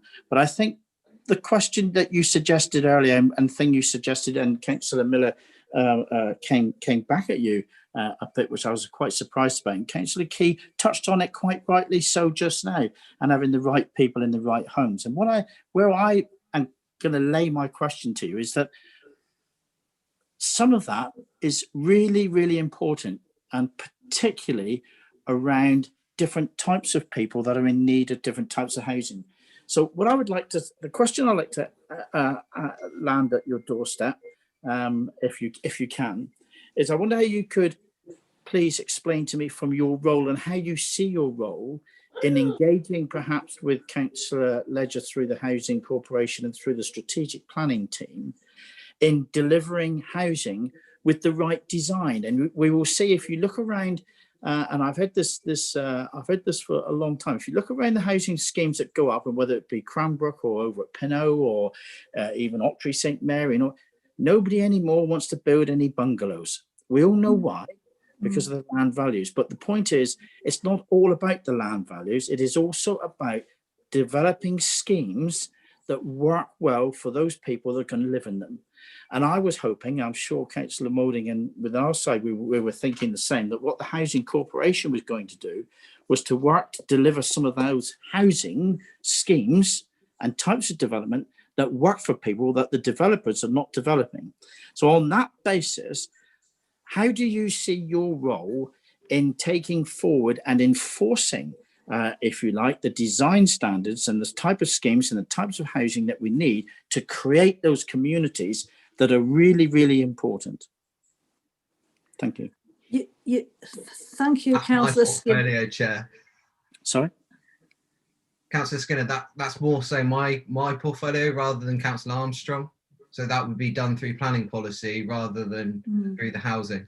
Oh, I can't see you. Oh, Councillor Ledger, sorry, I couldn't see you on my screen, sorry. So, well, could I, Mr. Chairman, just briefly, just to clear that, I understand that, Councillor Ledger, of course I do, but the design part of it, but what needs to happen is before you know what design you got, you need to know what sort of people you need to put at them. So actually, Councillor Ledger, it cuts across both of your roles, because until you know who you're building the houses for, you won't know what sort of design to have. But I'll let Councillor Armstrong carry on. Thank you. I was going to say, you make me sound all powerful when you say, what power have you got to do this, that, and the other? Well, you do actually. I wish I'd got more power than I have, because what I would love to see is, and I think I wrote it in the report I sent out, it's about, in an ideal world, we would have the right houses in the right places, the right accommodation, the bungalows, the flats, whatever, for families, for individuals, in the right places, in the right communities. That's the main thing. You know, I hate this idea of just putting houses, just sticking houses anywhere without any facilities nearby. You know, we've got to have standards that are high standards, and we've got, for example, greenery around the properties, and, you know, somewhere for the children to play and all of that kind of thing. And not just, so it really is important that Councillor Ledger and I do work together on things like that. But it is a huge issue, you know, and finding the land to do it. But ideally, that's what I would like. I would like to build communities and not just properties. wherever that may be. And as you say, we have to know what the needs are first. We have to assess that and work out what the needs are, where the needs are, and try and fill those gaps if we possibly can. But as you say, it's a huge job, but I will do my best, and that's what I would like to see. I'm not sure if I've answered your question, really. Well, that would do. Sorry, Chair, could I have my second question, please? Yeah. Just quickly. I'm going to add on to that, Councillor Armstrong. It's actually the point what Councillor Allen spoke about earlier, and that is across the sector. We do have the towns. Of course, we have the towns, and I understand you're an Exmouth councillor and you understand that part. But also myself living in the rural areas where I do, and I've got some very small villages. They're actually withering on the vine to a degree, and some of these small parishes are in desperate need of some housing. But again, it will revert back to whether or not we talk about, when you talk about sustainability, and I really do resent this sustainability issue, because these people live in these communities and actually still want to live in them. And therefore, the types of housing that we bring forward, it's not about whether or not there's a village shop and whether it's about this, that, and the other. It's about communities and families staying together, because actually the point that gets lost is when families are closely living together, they actually look after one another instead of relying on the state or the NHS and the doctors to do all of that work. And that's the community building part. So what I'd like to suggest to you is that, again, working in conjunction with Councillor Ledger, because the two are very much aligned in understanding what those community requirements are and what they need. And instead of this constant planning issue that says, oh no, it's unsustainable, we can't have it there. The picture is big. If we want to build communities, the picture is bigger than that. And it's really upon yourself in the role that you play in fighting for those communities. And I'd like to see how you might engage in that process and how you want to, and if you don't have the answer right now, let's talk about it, but how you would engage in that process. I'm really willing to talk about the rural areas as well as just the towns, about how we engage in that process. And I wonder how you may have some thoughts about that. Thank you. Yeah. Well, I totally agree with everything you've said. Actually, I'm a community worker. That's what I've done all my life, and that's, I'm about communities and about family and about support systems. I really am. I know we've got some members of this council who live, as yourself, who live in very quite isolated communities, and we're constantly getting asked about, young people who can't stay in that area because they can't afford it, and all of that business, which is completely wrong. And what I mean, in an ideal world, because of COVID, I just love to be out there and talking to people. That's what I do. That's what I've done all my life, and mixing with people. In an ideal world, if we weren't in this situation at the minute with COVID, I'd be out there and I'd be talking. I'd be going to these areas, talking to communities, and talking to members like yourself, and coming along to parish meetings and stuff like this, just to ask those sort of questions, because you have to understand the communities that you're working with. I totally agree with you, actually, I really do. But it's just knowing how to do it, and because of the situation we're in, I'm frustrated because I can't get out there and do that. And it's not the same looking at people on the screen, is it? It's just not the same at all. So I'd love to have a chat sometime and, talk that through, because we all rely on each other, and members, you've got your own specific issues in your area, I have in my area, and it's about communication between us all. And you giving that information from your area, what is needed in your ward, your patch. And if we could all do the same in all our patches, we might be able to get some sort of coherent picture then. But it's a big plan, it's a big job, but nothing worth doing is easy. That's how I've been brought up. Thank you very much. Point of order, Chair. I was named by the two speakers recently, and I have to respond because it's in the Constitution that I can respond. Do the right repair at the right time. I wasn't criticising anybody. I was saying that it was a poor piece of terminology. And as to Councillor Skinner saying that he lives in a rural area, far as I can see, he lived across the road from me in Exmouth. Thank you. Councillor Arnott. Mr. Chairman, I think I need to respond to that because there's an accusation that's been made by Councillor Miller about where I live. I live in Tallerton, Councillor Miller. Whether what you think, I don't really care about, but I live in Tallerton. Mr. Chairman, if you don't mind, what Councillor Miller needs to be careful of is making accusations on to people in the public arena. You've got that wrong, Councillor Miller, and I expect you to apologise. Right. I certainly won't. Well, there we go. Here we go. All right. Can we move on, please? I mean, we can get this sorted out later. Councillor Arnott. Thank you, Chair.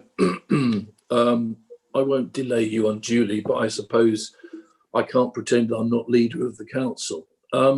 If ever you ask another portfolio holder to appear before scrutiny in this manner, I will personally recommend to them they do not appear. What we have watched tonight is Megan doing brilliantly and valiantly as specious supplementary question after supplementary question, demanding factual information that members could damned well have asked officers themselves by emails in advance. This is not what scrutiny is meant to be at any stage. And I'm glad that Helen Parr is laughing. To me, this is tantamount to bullying. There's obviously been scripted questions for various members. And I'm just saying this now because I'm mindful, I think I'm the last speaker before it comes into committee. And I hope the committee show rather more respect. Perhaps they can look at the website on what the definition of the role of scrutiny is. It isn't to try and trip up portfolio holders. It is to be a critical friend to the cabinet. So I think this has been a terrible process tonight, and I applaud Megan for enduring it.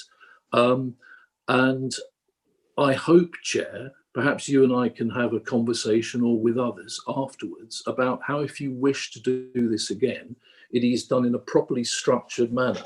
Thank you. Well, I think that Megan has done extremely well this evening. But that's just my opinion. Right, we're going to members. Councillor Ollie Davey. Thank you, Chair, and thank you very much, Megan, for a very thorough and informative report. I have got two questions, and I was deliberating which to ask, but I'm going to keep them both very short anyway. The first one is to do with solar panels, which I very much welcome, and I'm pleased to see that you've secured a grant of 450,000. By my estimates, that's maybe going to equip around 100 homes out of our 4,200 homes. So my question simply was, is there more to come of that? And are we likely to see more of our council homes fitted with panels in future? Because I think that will help people in fuel poverty as well as reducing carbon footprints. My other question was very general, and I'd like to ask it in a way because I'd just like to ask you what you think the main issues and challenges are with housing in East Devon, and how do you think this council as a whole can address those? Well, thank you, Ollie. Yeah. Yes, the first, these are just the first 100. This is just a starter for 10, if you like. You know, so we will be applying for more funding. In fact, I think we've got an application in at the moment for more funding for. But we'd like them all to be done, really. So that's the long-term aim. The issues, as far as I'm concerned, for this council are, well, some of the things that have come up already tonight.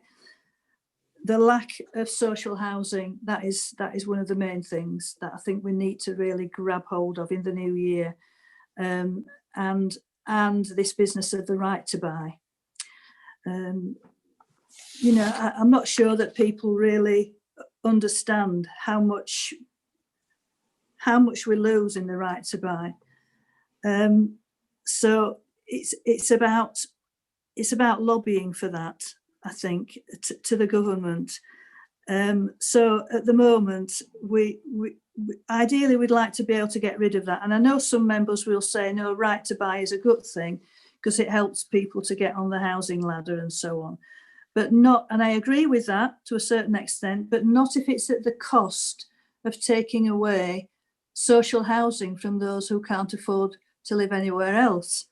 So that's the main issue for me.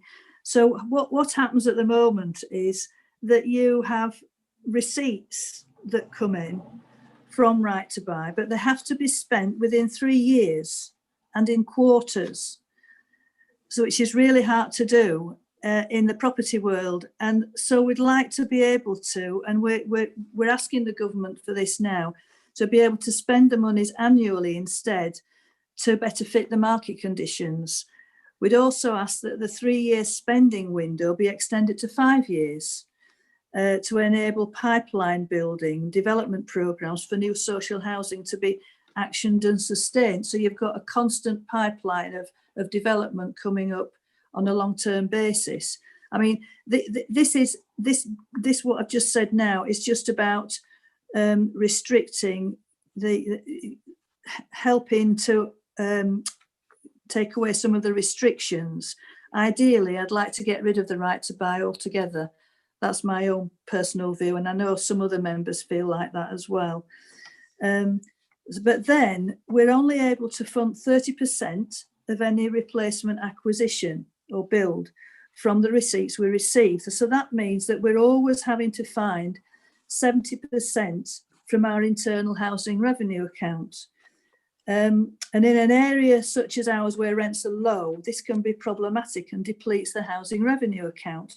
We would ask that this percentage be raised to 60% in order to support the growth of our social housing stock whilst maintaining our housing revenue account at levels that support the delivery of our statutory and social obligations as a housing provider, as a local authority housing provider. So, you know, it's about just, I think we have to start off by starting to ask for those restrictions to be lifted and to be eased so that we don't have to. So at the moment, somebody, as I understand it, I think they have 5 years, they can live in the house for 5 years and then they can sell it. They can sell it. So they've got the house at quite a reduced rate to start off. So, and then they can sell it at whatever price they like, basically. And so we, at the moment, we're having to buy properties on the open market, and this isn't ideal at all, and we want to change that so that we're not having to buy properties from the open market. And then we can only spend 30% of our receipts on that property, which means we usually have to take out a huge loan to pay for the rest of it. But we're having to buy houses at the moment because apart from the Sailors' Rest and the HMO for single people and so on, we need family homes. We're short of family homes and other kinds of homes as well. So it's just a nonsense, really. We're just throwing good money after bad. It's just frightening. The amount of money that we're having to spend simply because of the right to buy rules. And I really do want to change that. So I'm sorry I banged on about that, but it's a bit of a hobby horse of mine, as you probably know. So there's a right to buy and more social housing. They're the two main issues. But there are lots of others, but I think they're the main ones. Thank you. Is that all right? Yeah. Okay. Yeah. Councillor Mary Chapman. Thank you, Chair. Evening, Megan. Evening. You ready for a gin and tonic? I don't drink. I don't drink. I know you don't. I know you don't. This is from the Poverty Working Panel, and I was thinking about it. So I thought, well, I have to come clean here. It's about domestic abuse, and we did ask. Yeah. And you did find out that, yes, the homes, safe houses were full. People were given money for the train and put up in bed and breakfast. So I'm going to tell you now that I used to work with victims of domestic abuse. Because of my training, what I normally used to do was to assist them in the bath. Terrible sight. I wouldn't wish it on any male or female, black and blue. They're mentally exhausted, they're physically exhausted, they're broken. Because they're so badly bruised, they have trouble getting around. And so I went to bed last night thinking, dear me, if you're in that state, the police have got you out and you've got a child and you're put in a bed and breakfast, how do you cope? And then I thought to myself, well, the answer that I come up with is you don't. So I'm thinking during COVID and the problems at the moment, is there any way you as the portfolio holder can work with Dan and help the shelter homes by giving them perhaps one of our properties, say for 6 months, to help us over this bad period? Because the idea of one of these young mums, black and blue, not knowing what to do, and they are homeless, they haven't got any money, they've basically got the clothes they stand up in. And I really think that as a council, it would be nice to do something. And I don't think it would cost us a lot, but I think it would help our consciences to know that these young men and women, not so many men, I know, because they don't come forward. But it is quite frightening to see some of these women and the state they are in when the police get them. So I'd be grateful for your comment on that and whether you would be willing to speak to Dan to see if you could talk to one of these homes and perhaps come up with something for a 6 months period where they could put these girls so they don't have to go into bed and breakfast, because bed and breakfast is bed and breakfast. What do they do? If you can't walk properly and you're aching and you're black and blue, you can't walk the streets at the moment either because of COVID. I think it's a pretty dire situation to be in. So I would like to think that as councillors, we could do something about this. All right, Chairman? Yeah, I really agree with all of that. And I know that that there has been a vast increase since COVID, because people have just been, can imagine what it's like being locked up in a house with somebody who's not very pleasant. So it just aggravates the whole situation. Well, Christmas and New Year have always been flashpoints, Chairman. Yes. And this is what's worrying me is over the Christmas period, we could get a lot more in East Devon. And I would hate to think that they're just being shoved in the bed and breakfast. I mean, that would cost us more money than actually handing over a house for 6 months to house them, surely. Yeah, I think that was what I was going to get on to say. I mean, we are looking for, and I think John Golding would back me up on this, we are looking for properties. I mean, 3 and 4 bedroom properties are difficult to get hold of anyway, but we would love to have, say, at least a couple, 3, so that they're just set aside especially for victims of domestic violence, so that at least they've got a home, they've got their own front door for however long they need it. I would love to see that, yes. So that's something I'd really like to push forward. Is there anything we can do, Chairman, as a stopgap? Can you speak to Dan? Yeah, we can talk about. Yeah, we can talk about it. I'll talk to John. Yes, thank you. Chair, I can help if I may. Yeah. Interject. We do have arrangements with other authorities where, if there's a place of safety required, we can get people that are suffering domestic violence out of the district if that's an important factor, and we obviously work with the police on that. And we also have what we call a sanctuary scheme, where we can get people to a place of safety and then provide additional security to their property. And so we can install CCTV cameras, extra locks and things like that. So we move people around the district if that's a requirement. But as is being indicated, there is likely to be a raise in issues over the Christmas period. It often is a flashpoint, as Councillor Chapman has said, and we have seen an increase as a result of COVID. So we are under pressure, and we are looking for new ways of ensuring that people are have a roof over their head and are protected from the perpetrators of domestic violence. Yeah, Thank you. I'm sure we'll all try and do something to alleviate any problems like that. I'll Thank you. certainly look into it. Yeah, thank you, Maddie. Thank you, Megan. Okay. Thank you. Councillor Fabian King. If we can try and keep everything shorter because time's running on and we've got quite a lot on the agenda. Yes. Councillor King. Yes, thank you. I will withdraw. The leader has made the points I wanted to make. Thank you very much. Councillor Ellen Parr.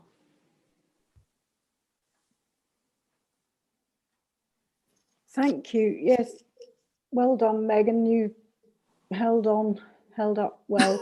I don't know what the leader means. I do remember when we've had scrutiny, when I was chairman of community scrutiny, we had some pretty tough questioning, and that's what the whole point of scrutiny. I think if we look through the video, we'll see who was not pleasant at this meeting. One good point I think I can make, the planning committee very last meeting approved a fantastic scheme in one of my small villages in Collie Valley, and it included a bungalow. I thought you'd like to know. Oh, right. Well done. So we're looking forward to that being built. And my question is quite general, but maybe it comes in under COVID response and recovery.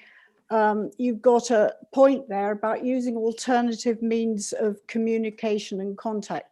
This is fantastic. And I just want to ask you, you're obviously using IT a lot more, which is brilliant.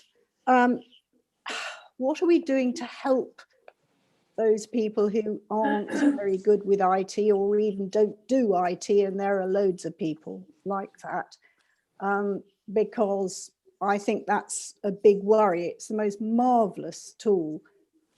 And those people who can use it, it's just indispensable and they have huge advantage. But what are you doing about those others who can't? I mean, I agree with it. It's been one of my concerns for a long time about the fact that we do tend to fall back on IT, and there are such a lot of people in our communities who don't have it. They can't get a signal. They're not interested in it. They couldn't, you know, if they looked at a computer, they wouldn't be interested at all.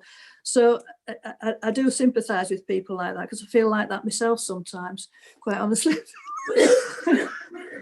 So if you're talking about our tenants, for example, so our tenants have been looked after quite well. You know, both the vulnerable tenants and the and our, in inverted commas, normal tenants who are not particularly vulnerable, because they have been contacted by our officers. They've been had regular phone calls. And I think in recently, when the restrictions have been lifted a little bit, they've actually been visited as well, as I understand it. As far as the rest of the district is concerned, I'm not quite sure how we've covered that. I don't know whether John can interject on that with anything, but I know our tenants have all been looked after. Yeah, if I may, Chair, that thank you, John. We've run a whole range of digital awareness classes for our tenants, particularly our elderly tenants. So we've got 22, I think, mobile support officers who are supporting elderly people and helping them, whether it's Skyping, Zooming, or WhatsApping their families. During COVID, we've upped our game in terms of that, trying to teach our tenants how to use the modern technology, including social media, Facebook and things like that. So we've supported our tenants a lot. And as Megan has said, when we were in lockdowns and we weren't able to visit tenants, we were making sure that through Home Safeguard and our mobile support officers that we contacted every tenant that we have. And our community development officers are working with younger people and ensuring that they have access to modern technology. And in fact, we've got the younger people teaching the older people sometimes in our community centres when we're allowed to mix. So we're trying to do quite a lot to ensure that our tenants are digital savvy. Thank you. That's really helpful and encouraging. Thank you. Councillor Bailey. Thank you very much. Sorry, I'm not actually on your committee, but I did have my hand up before, but if it's okay to speak now. I just wanted to say well done to Councillor Armstrong for responding so well under, I think Councillor Skinner described it as a barrage of questions. And I think it is really important to draw a distinction between tough questions and possibly questions intended to or designed to catch the portfolio holder out. How anybody's possibly meant to know about the 7, for instance, the 7, the food banks and the different ways they operate, I just don't know how anybody could do that. So my point that I wanted to make is I think if we're trying to achieve a collaborative council, we have to be careful about how we go about questioning our portfolio holders so we don't stray into an appearance of that could come across quite badly, I think. So I hope that the chair going forward will ensure that our portfolio holders are respected. And I wanted to say well done to Megan, sorry, Councillor Armstrong. Thank you. Thank you. Thank you. Councillor Ranger.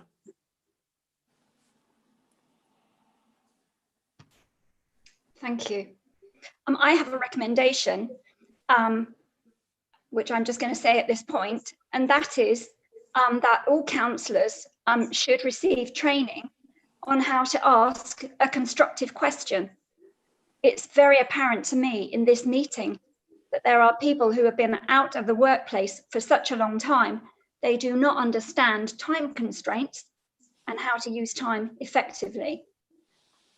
Perhaps I welcome the portfolio holders report, which I thought was excellent. I thought the fact that some elements of policies are directly plagiarized from other councils is irrelevant if those policies are excellent. Why would you rewrite a policy which is superb in the first place? Or is it at least a useful base to start with? I've been very disappointed by previous councillors from the previous administration who did not know why they set their housing company up and still to this day seem to be ignorant and are questioning Councillor Armstrong today, seemingly to not understand how that company that they set up was structured. It may be useful. I was again disappointed to see that somebody who's been on the planning committee is unaware of that you can have a whole village or whole parish survey where if there is a need for local affordable housing in your area, and you can have housing needs surveys done for the entire area and have an approval for an exception if it is shown that in your area there is a need for family homes for people, especially with a local connection. In terms of the issue with housing for people with domestic abuse, I wonder, I don't know if it will be possible at all, but to explore the empty homes in our areas and possibly even second homes in some places and contact owners of those and ask if they had ever considered you know, those properties being used, especially the empty homes, being used in perhaps a more constructive way. We know that houses need people in them. Houses keep better when they are when they have people in. They just do. Thank you to John. I was very interested in the officers that are going around helping people with their IT skills. And I know that before lockdown, Devon County Council was also funding people to run outreach centres and sessions to help people engage more. I mean, there's absolutely no doubt that CV19 has raised a number of issues. They've been raised because of CV19, but they're not strictly CV19 related. And those are things like people that need help in their homes, Some of them, it was because they're shielding because of CV19, but it's also become apparent that quite a lot of them actually have just reached a stage in their life where they need support, more support in their homes. And then you get into that difficult dilemma. Do they go into some sort of care home, or is there some sort of halfway house, which, you know, I'd like to see much more of, where they can be kept healthy and well in their own homes. Megan, I take my hat off to you. I think you've done brilliantly. I thought your report was superb. I cannot believe how you've been treated this evening. And I do agree that if in future we have these sort of reports, that we get some written questions in advance. I also think that we need to limit perhaps time to question the portfolio holder, so that if one councillor wishes to indulge themselves and spend 20 minutes talking, then that person merely disaffects other people. And just finally, on the point of order question, I think we need to be very careful. It was very apparent last night that people were raising points of order and calling out random numbers which did not relate in any way to the point of order being made. And I think as scrutiny, we need to look at those things, how meetings are conducted. So I can think of a very good, I've got a recommendation for scrutiny, and I've also got a new topic for scrutiny, which is scrutinising the behaviour of councillors in meetings to gain a positive outcome. I noticed a very big change in the mood of this meeting, actually, since we've moved on to members of the Scrutiny Committee. And members of the Scrutiny Committee, I commend you for your accurate and useful questions. Thank you.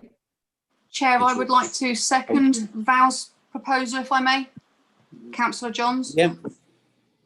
Thank you. And I'd also like to thank Megan for everything that she's done and the work that her and her team have done, and the fact that I don't see the point in reinventing the wheel. If the information's out there and they can collate that information, thus saving time and energy and money, why would you reinvent the wheel and go and look for it all again? It makes complete sense to do exactly what Megan and her team have done. Thank you, Megan. Yeah, but I think Megan's done extremely well. We just got 2 more blue hands and then we can move on to the next subject, if that's okay. Councillor Sam Hawkins. Thank you, Chair. There's no, get straight to the point, there's no council homes in Cranbrook at the moment, although we've got the highest percentage of social housing. Is there likely to be any change in this policy not providing council homes in Cranbrook? And if not, why do you feel this is the most appropriate policy for the residents of Cranbrook? Thank you. I would love for there to be more, some of our social housing in Cranbrook. But that's again, it's a bit of a crossover between Councillor Ledger and I, isn't it? About and we need to really look into this seriously in the new year, I suggest, because I know there is a big need for social housing there, and we've got housing associations, haven't we? There that are, but they're usually more expensive, aren't they, than our rents. So yeah, I'm sorry, I can't. I wish I'd got a magic wand to be able to say, yes, we've got a piece of land there, but the land prices are high. I mean, I don't know enough about it. I must admit that. I need to talk to Dan and to yourselves as local members just to actually tackle that, because that's what I would like to see there. That's all I can say. I don't know whether that's answered your question or not, really, but. Thank you. We'll take it offline, I think. The will is there to do it. The will is there to do it. It's just finding out how to do it. I think that's the issue, isn't it? Yeah. Thank you. Thank you. Right, we've got the last speaker, Councillor Tony McCullum. Yes, thank you, Chair. I'm afraid I'm going to repeat a lot of what's just been said, but I must say it. One, I must thank Megan for putting up with what she's put up with tonight. I work with Megan very hard. I know Megan works very hard. She's very passionate at what she does. And I think a lot of the questions tonight were rather unfair. And I must echo what Councillor Paul Arnold has said. Thank you. Thank you. Well, that brings that to a conclusion. Thank you very much, Megan, for sitting there and putting up with all the questions, everything, and giving your answers. Very much appreciated. Okay, thank you. But can I just say that if people do want to ask me anything, I know Councillor De Sarum has, and 1 or 2 others, if they want to put anything in writing to me that I've not answered sufficiently, I'd be more than happy to follow those points up. And we could also send links to the various reports, you know, the homelessness action plan and the all of that if they want them, the housing service plan and so on. So, yeah. Thank you very much, Megan. Chair, sorry Okay. to interrupt. We've just got to pick up the recommendation from Councillor Ranger that was seconded by Councillor Johns. That's right. Right, do you Councillor want, Ranger, can I just double check the wording with Councillor Ranger? I'm not completely sure if I missed a bit in the middle. My note taking wasn't quite quick enough. I think the recommendation is that all councillors should receive training on how to ask questions, but I have a feeling there are a couple more words in the beginning. Yes, how to ask a constructive question at scrutiny to specifically address, you know, the matter in hand. And also, perhaps they need to understand counting. What is one question? What is two questions? I don't know if we can word that in a recommendation in a way that people would understand. Simple counting, one question, two questions. I think probably, if you're content, your initial wording probably covers it. Training on constructive questions at scrutiny to address the matter in hand. Yeah, and could we add something about so the meeting can move on at a constructive pace, because I think that is the problem, isn't it? Yep. Yeah. Sorry, I'm scrolling. That's fine. We'll go to Councillor Johns, and of course your additional issues, Councillor Ranger, you can put forward to suggest that about scrutinising how members behave is something that can be put forward as a scrutiny forward plan suggestion. Thank you. Councillor Johns, are you happy to accept the amended recommendation? I'm more than happy, and I thank Councillor Ranger for bringing it to everybody's attention, and I hope that plenty of the other councillors, they know who they are, actually pay attention to it. Thank you, Councillor Ranger. Thank you. And Anita. Before we go to that, I've got one hand raised here from Councillor Maddie Chapman. Or have you not put your hand down? No, I have put my hand up. Can I ask Val, would that asking a constructive question be to scrutiny members as part of our scrutiny training, which is what we normally do anyway? Because I am just wondering who you want to retrain. If you know what I'm saying. I don't think it's scrutiny members myself. No, absolutely, and Maggie. So you're asking that we have to undergo training. I'm not sure that I have upset Megan at any point. No, Maddie. Excuse me, can I interrupt you? It's not for members, the training, it's for councillors who are not on committees.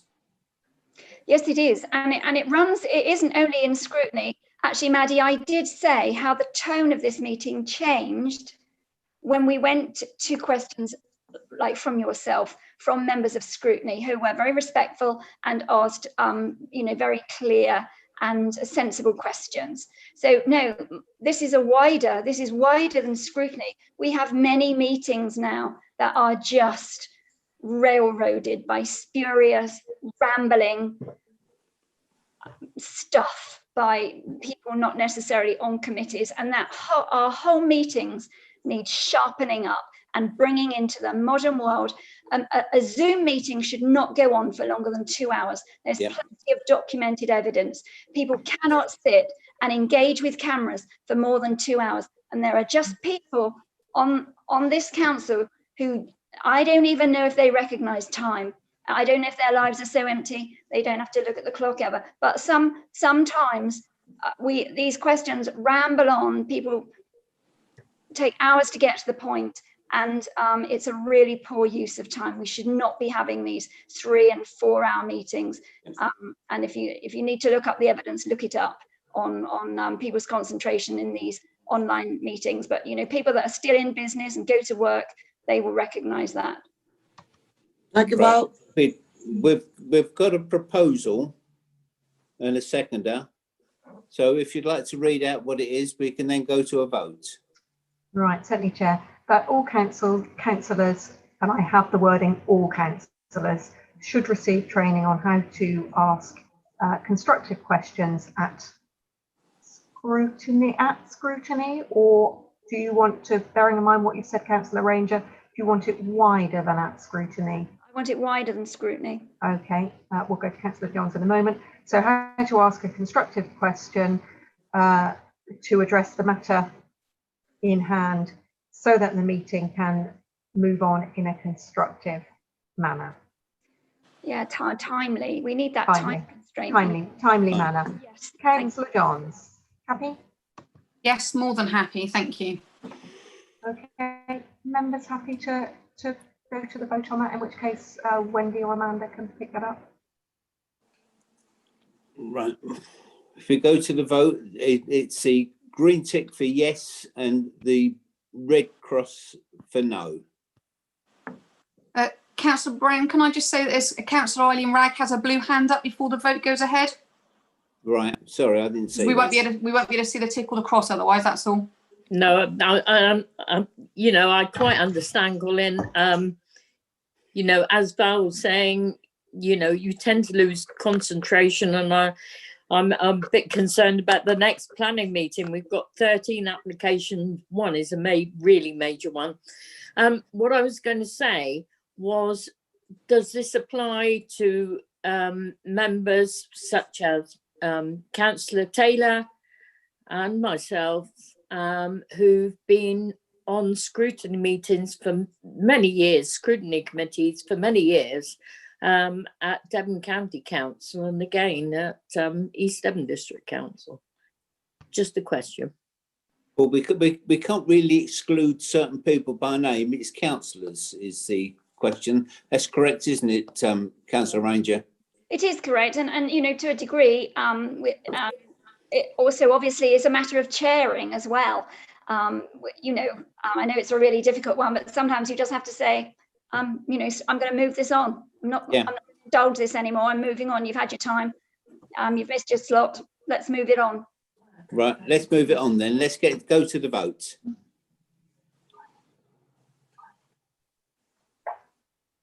For those watching online, we are now taking a vote.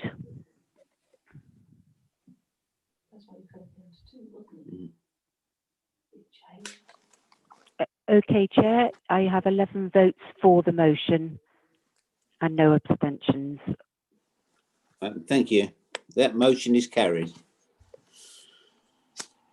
Right, let's move on to the next. Is item 11 is the next thing. Expenditure on consultants and agency staff from Simon Davey. I think, Chair, you've missed You're item 10. Oh, sorry. Where are we? Item 10. Sorry, quarterly performance. Very sorry about that. I can introduce that, Chair, if you like. I think it's basically if there are any questions in terms of the quarterly reports coming to you. There are 3 areas of concern being highlighted, and the report goes through and looks at the various performance measures. So just happy to take any questions or perhaps take questions back to other officers. Thank you, Chair. Is there any questions on that?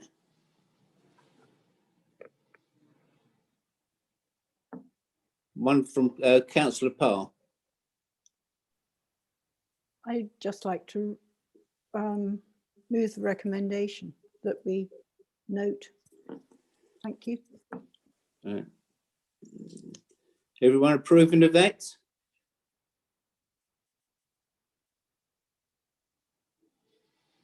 Yeah. Thank you. Right. Item. Where are we? I've lost track now. Number 11, isn't it? Expenditure and consultants agency staff. Simon Davey again. Thank you, Chair. This report's come to your committee for the first time. It is a standard report, though, that normally found its way through to the Audit and Governance Committee on an annual basis. So it was requested from that committee a few years ago in terms of members just keeping a track and keeping an eye on when the authority was using consultants and agency staff in terms of monitoring that and being able to ask questions. That if conversation with the chair of scrutiny and the chair of audit and governance, it felt that it was more appropriate to come to the scrutiny committee. So it will appear on this committee going forward as an annual report. It is expenditure for 1920, so it's slightly dated now, and it normally aligns to the reports that go to audit and governance regarding year end.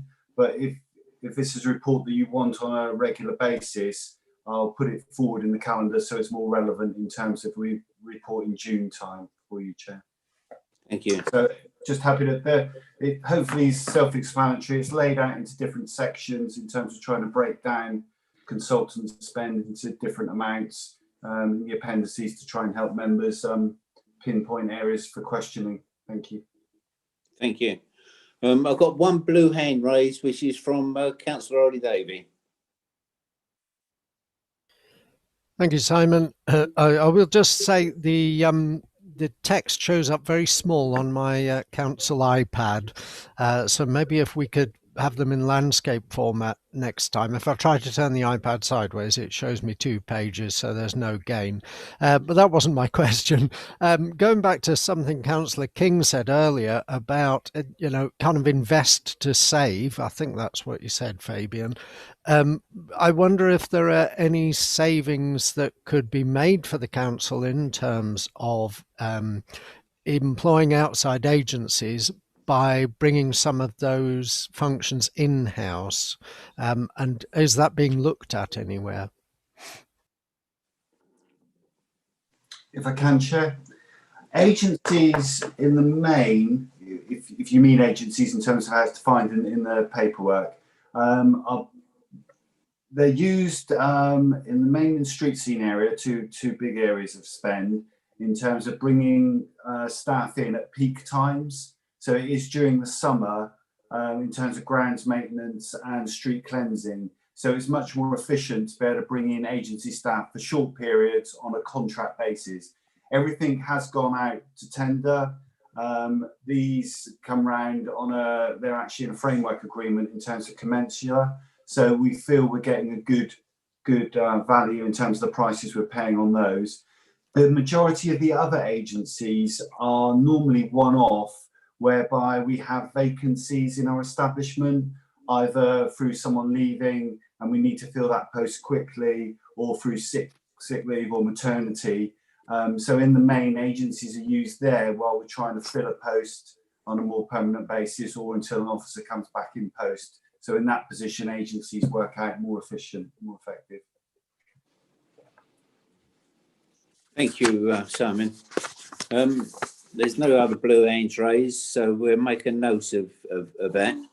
We'll move on to item agenda 12. Sorry to interrupt. I think Councillor Hawkins had his hand up.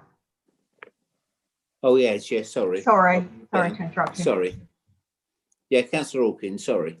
Thank you. It's a really quick one on the agency staff. When this was at A&G, we talked about that including some kind of FTE breakdown, just to put some context to whether we've got one really expensive agency staff or several really cheap ones. So just a reminder, I think, to update the report, please. We'll do that. Thank you, Chair. Thank you.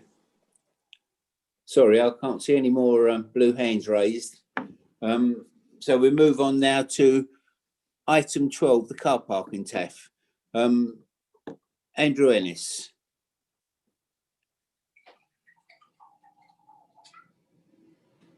So we can't hear you, Andrew. Is that better? Yes, can you hear me now? Better. Yes. Sorry, I've got 2 different mute buttons. I had to press them both. I'll try to be brief because I'm very conscious of the time, and I imagine a number of you will want to speak to this item. So I imagine you've read the report. Just in summary, 10 years now, we've held our basic car parking charges down to £1 an hour. So a year ago, roughly, we decided we needed to have a task and finish forum to have a really careful look at our car parking strategies after we, at that stage, had proposed some price increases. We've got to a point where the TAF has partly completed its work, and we've got some recommendations now coming forward to you for consideration today. There's still quite a lot of work to be done by the TAF, and in particular, I've been asked to prepare reports on the situation with our motorhomes and camper van policy, which the TAF are going to reconsider. We're also needing to have a really detailed and careful look at our climate emergency action plan and the role that the car parks can play in that strategy. And I would suggest a number of other options are still out there. You'll see from the report a number of car parks which I've said are in my category 2, which basically means they're generally not making any money, and in the main they're costing us money to operate, which may be a good thing, I don't know, but we certainly need to look at them. But the recommendations the recommendations that the TAF are bringing back to Scrutiny Committee today are that the TAF members have agreed to propose the introduction of a new tariff of £1.20 per hour, increasing from £1 per hour in our prime location busiest car parks, and that tariff would be effective from the 1st of April next year. The TAF members are also proposing the introduction of a revised pricing structure for car parking permits, and with that, the basic permit would then cost £120 a year for one town. That actually is something we recognise as potentially difficult for some customers to find that amount of money all in one go.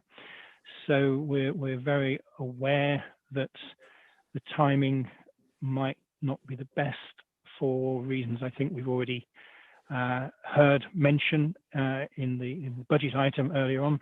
Our town centres will be struggling. Our population may well be slipping into some level of poverty following the pandemic.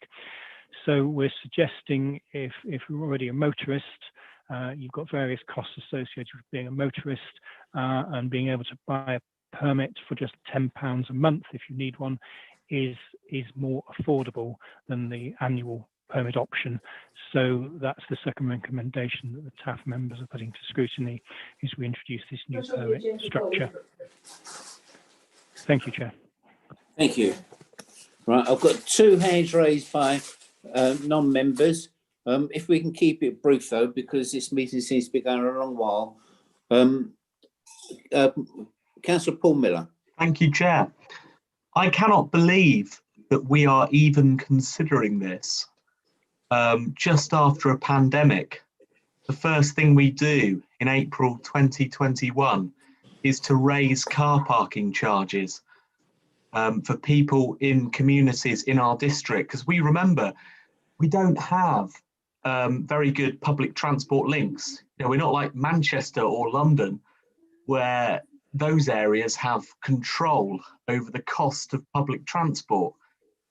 In the area I live in, driving is the only option. You can't, it's very hilly, you can't walk long distances, it's not viable with families. I think this is a dreadful idea to put up car parking charges in April 2021. I think it will go down like a kind of cold sick. I think it's a very bad idea. I cannot believe it has got to this stage. And I think that it will affect my town, Exmouth. And I'm not going to apologise for being parochial, because there are 6 car parks in Exmouth which will be affected by this, and high streets and in our town centre, which is wrong. So I think it's a bad idea to put up car parking charges in April, and I think it should be delayed for at least a year. Thank you. Well, this has got to go to full council anyway. So, on what we say doesn't necessarily mean that the car parking charges will increase. It's only a recommendation.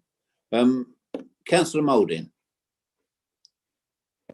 Thank you, Chair. I have a lot of sympathy for what Councillor Paul Miller has just stated. But what the question I wanted to ask has almost been answered in preview by Andrew Ennis, because I was most surprised that when the car parking TAF met, they really didn't discuss in any depth the situation with category 2 car parks, and the recommendation doesn't consider that, because here we have a recommendation from the TAF to increase car parking charges, but they don't mention those car parks which don't pay any car parking charges at all at the moment. And if the council wishes to try to balance its books, I would far rather they looked at category 2 car parks than actually increase car parking charges for the rest of us. Thank you. As Andrew said, I mean, that is coming to TAF next month in January. The other 2 items that he mentioned. Councillor Bruce Desarum. Thank you, Chair. Yes, apologies if I may have missed it already. I wanted to speak just briefly on the motorhome and camper van policy with regard to Exmouth. One of the notes, Andrew says that with the obvious popularity of these vehicles, it's reasonable to predict that higher overnight tariff combined with a more robust enforcement presence. Could I suggest that one of the measures that Scrutiny could say tonight, one of the motions, is that you would encourage a more robust enforcement presence in order to raise the tariff that is required? So that's one of my suggestions for the committee to consider, making sure that there is a robust enforcement presence. I'm sure there will be, and I just thought I'd mention that. And thank you so much, Chair. Thank you. Councillor Joe Wibley. Hi there, thank you, Chair. I just wanted to ask if the committee was aware that the Devon County parking consultation for on-street parking in Exmouth reached its conclusion this week, deciding that residents' parking permits are going to be introduced. Because there's been, as we've gone through the TAFs, I and other councillors have asked questions about, because they're clearly linked. We've asked questions about whether or not there's been a conversation to see how the raising of prices in one place and the introduction of permits are going to affect both sides of this. So I was just wondering if there was a plan, or if we could recommend that there was a plan to collaborate a little more closely on this, because without doing so, you're going to have a completely lopsided and ill thought through sort of strategy for parking within the town. Thank you, Chair. Thank you. Councillor Vicky Jones. Thank you, Chair. Well, I'm quite concerned about the thought of putting any price increases on anything at the moment, when we are all telling everybody to shop local, don't go to outside towns, don't go to the outskirts of the big cities, etc. Shop local. Oh, and by the way, we're going to charge you extra to park so that you can go and shop local. It's just going to push people further out. And those that have got no choice but to park in our local car parks because they work in the towns will then end up leaving their cars in the side streets. And we all know, because we've all seen the East Devon District Council posts on Facebook where people are leaving their cars so that the refuse vehicles, etc., can't get through. Where do you think all the cars are going to end up? They're all going to end up on the side roads where no one's going to be able to get through to do anything. So I think it's just going to cause more trouble in the long run. I appreciate that as a council, we need to raise revenue. But I'm pretty sure, even as a fairly new councillor, I've heard on numerous occasions that car parking charges are not to raise revenue for East Devon District Council. Or have I misheard that somewhere about 50 times since I've joined the council? Yeah, I have grave concerns about us pushing people to shop local and then saying, well, you can't shop local because you can't afford to stay in the car parks. Thank you. Councillor Arnott. Thank you very much, Chair. Yes, this is a really difficult one.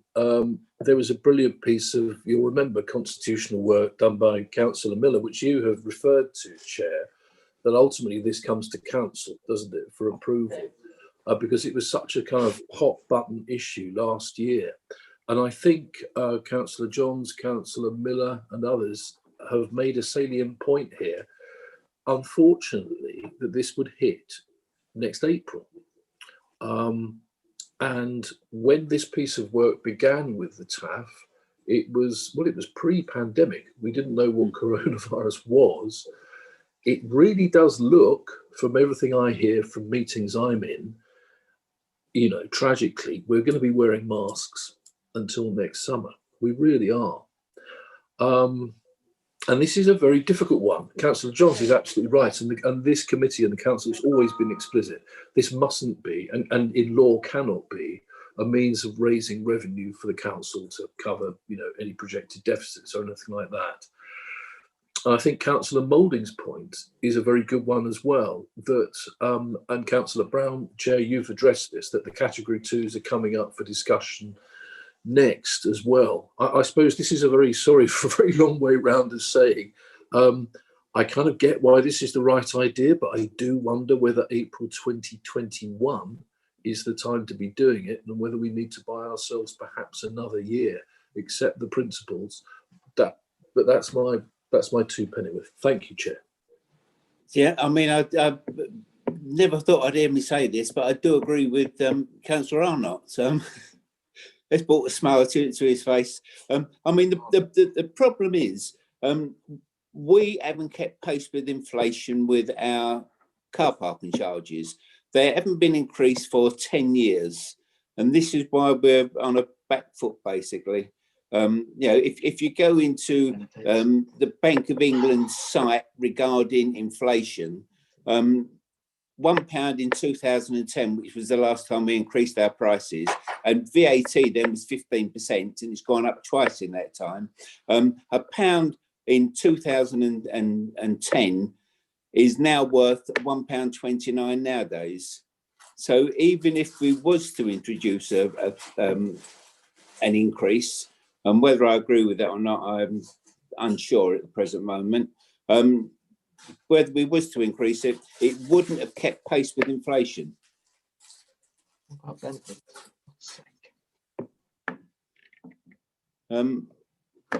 Councillor Mehdi Chapman. Thank you, Chairman. Yes, I too have a problem with this. Everyone will be surprised to hear. The residents, we're all shopping online. We're going to Tesco's and Lidl's. We're going to the Range. We're going to King's, all free car parks, all the out of town shopping. And quite honestly, with the town centre struggling, I did say to Simon, you know, can we leave it for a time? Let the towns recover. Let's get the vaccine. Let's get some sort of normality here. And also, Val Ranger has been on Scrutiny with me for many years. I can't remember who else has been on Scrutiny. Kathy Gardner used to be. And we've had lots and lots of training, and it should be a level playing field. Now, when we started the car parking TAF, we set out a format and looked at every single car park that we could methodically on where they were, how many parking spaces were, you know, in a village. There was one little shop, there was the doctors, and there was a church. So we thought putting up car parking in a 10-space car park when it was servicing just those 3 points was not quite right. Of course, we methodically went through and thought we were going to carry on. Then we got stopped, and then we got the pandemic, and now we've come to the seaside towns. And of course, councillors know how much car parking Exmouth does pay, but we have to encourage people to come back into town when it is safe for them to do so. A lot of my neighbours won't go into town. So to put up car parking, I think is wrong. And as training Scrutiny would tell us, as a level playing and fair playing field, and I'm sure Val will back me on this, if you're going to put up charges, then they have to be across the board. That is fair. That is what Scrutiny does. We've changed our format, so you can't suddenly say, oh, well, you know, we'll put it up for these car parks, but we've done the rest, so that doesn't matter. I'm afraid on scrutiny, it does. You have to have a level playing field. It has to be done correctly. I have asked Andrew Ennis a couple of times now, camper vans charging in other areas, as far as I'm aware, they are a lot higher than in East Devon. And I hope that he will come forward with the charges that are down in Torquay and Teignmouth, Plymouth, places like that, because some of them are nearly double what we charge. And it needs to be looked at, and we need to work on the camper vans.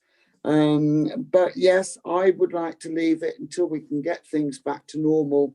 And then, as a member of scrutiny, I have to say, if you want to put them up and you've changed the format of looking at the car parks, you're going to have to do the same across the board. So it's fair for all residents. On-street parking, residence parking, permits, things like that.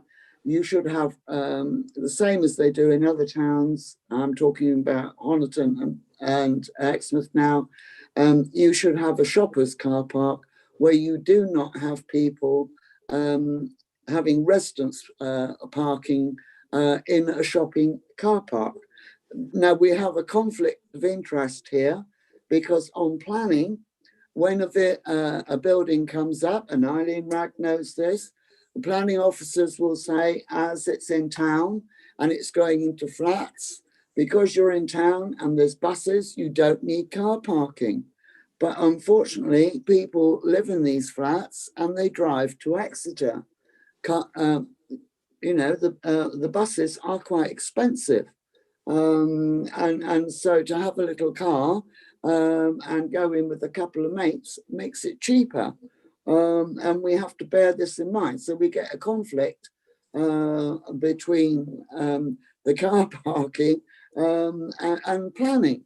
They don't sort of fall into sync together. So I would like to leave it for a year. And as a member of scrutiny, it has to be on a level playing field, whatever you do.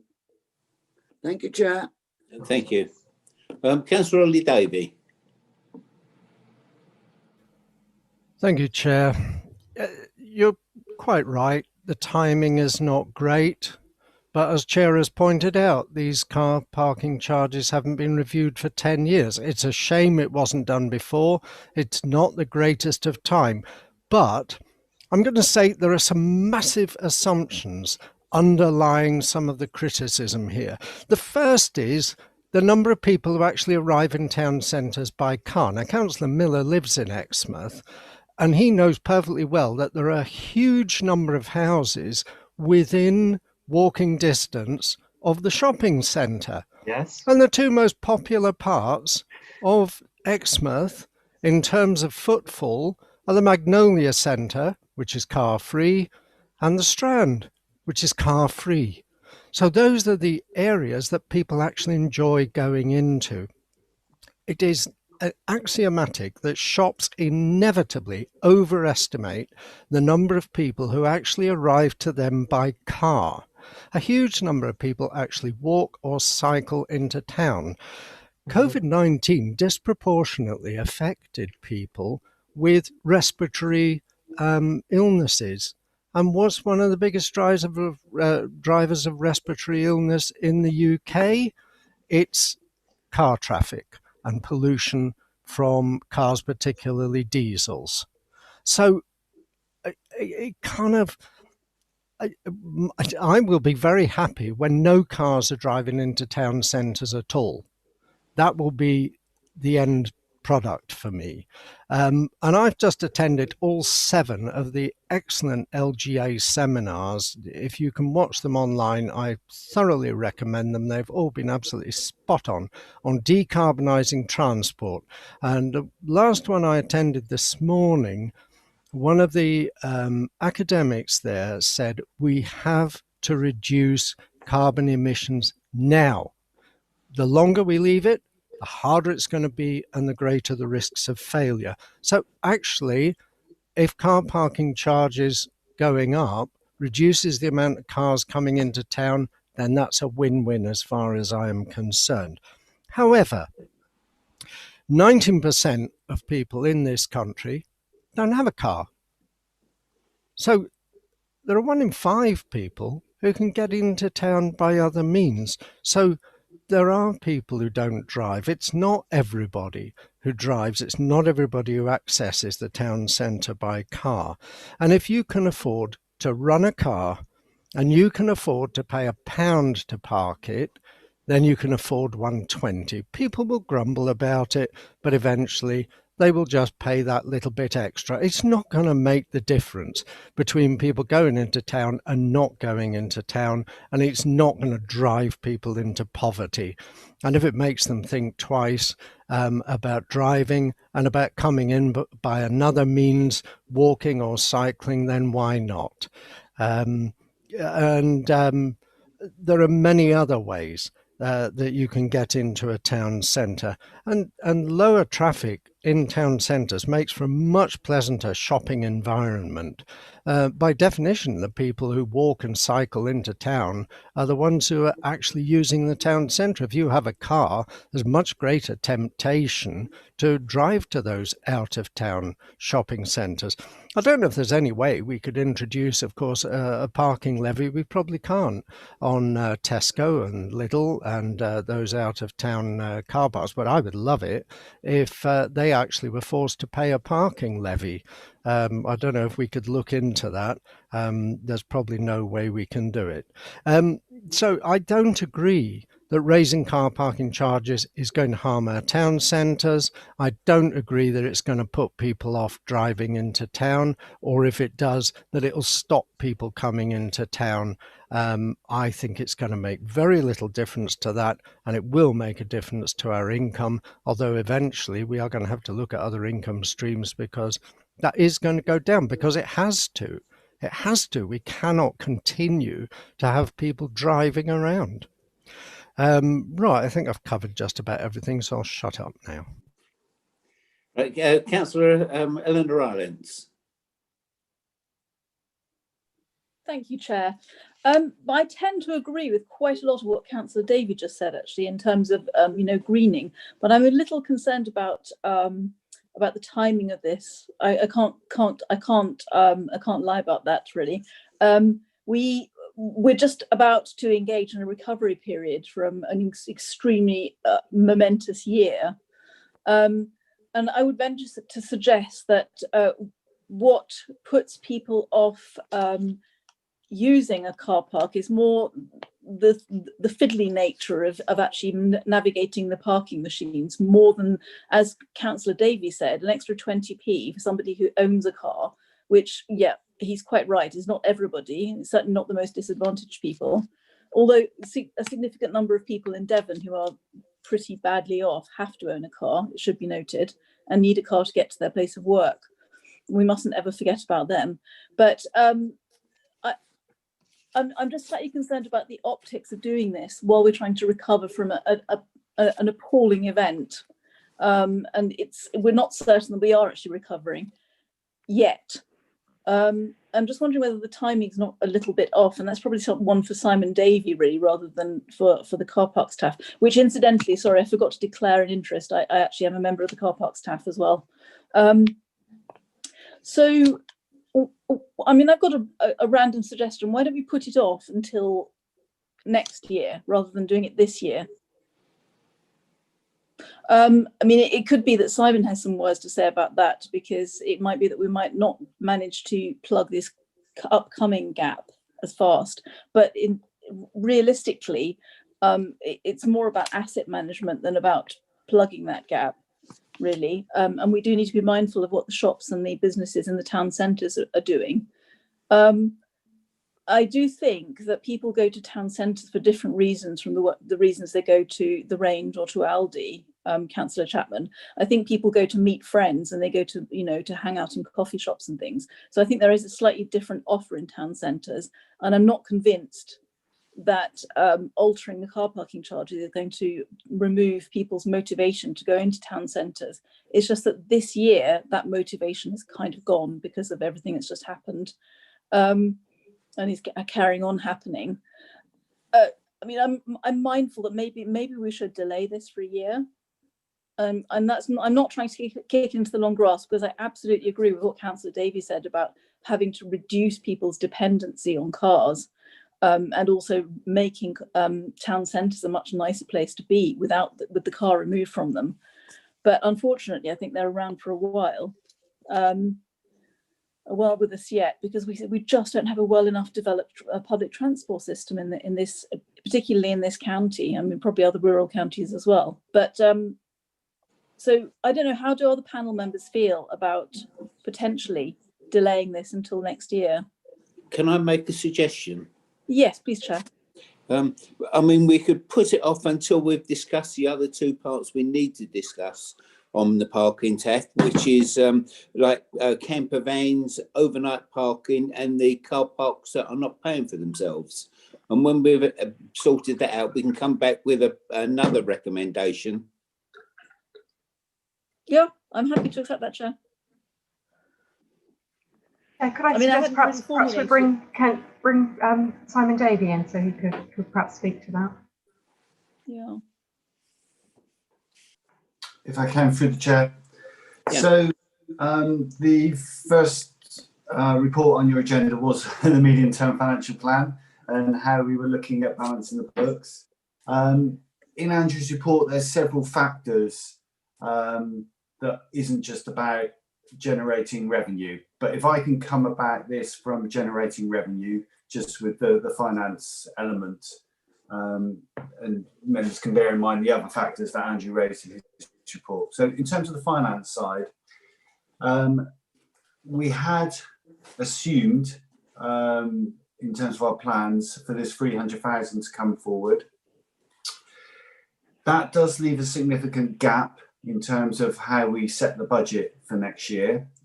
It's one that would be basically an unbalanced budget. So I would have to look now about how to balance that off, what items of expenditure could be taken out, and bring members some options. In that, to date, it's been going in line with the medium-term financial plan in terms of the meetings, and the TAF agreeing sort of the increase in charges seem to sort of flow along. I suppose one element that might help, and again, I am coming about this purely from a financial point of view, is if the committee sort of understand the principles and agree to the principles, but it's just a timing issue, then of course the authority can use reserves to plug that £300,000 gap for a period of time, on the understanding that I can write in the budget, write in the future reports, that this money will come through perhaps in 6 months into 21-22. So we're past sort of the April and you're into the summer stage when a lot of our income comes in. You don't have to increase them at the 1st of April. You can increase them partway through the year. Or if it's delayed a year, I can write a report on that basis that it will come through. But for the 1 year, we're holding off that increase. And that could be part of the narrative and part of the story, that you've agreed an increase, but in terms you're holding it for a year in terms of on the back of the pandemic. What I would suggest, if that is the situation, is that the money comes from the amount we put aside for the mitigation of the medium-term plan. So we've set aside 2 million not long ago in terms of helping us with the medium-term financial plan. You could use a sum of that, if you wish, to offset this income generation for your 21-22 budget. What it would give me some certainty about, if it was agreed but a year's delay or a 6 months delay, is in our medium-term financial plans, I can build that income in as a council decision, and then we can focus on other areas. But that's my view in terms of the finance side. Can I just ask Simon one question here? You're saying 300,000, but when you look at the rate per hour at 120, it's only 226. Where'd you get 300,000? There were two items, Chair, that were in the recommendations of TAF. One was the £1.20 increase, and one was the permit increase as well by 20%. Yeah. So the two together came to 300,000. Yeah, I mean, the permit increase was going to be spread over 12 months. So really what we was doing there, you know, you could have a system where if they paid up front, it was one price, and if they paid monthly, it was another price, like getting car insurance. You know, you pay a little bit extra if you have credit, basically.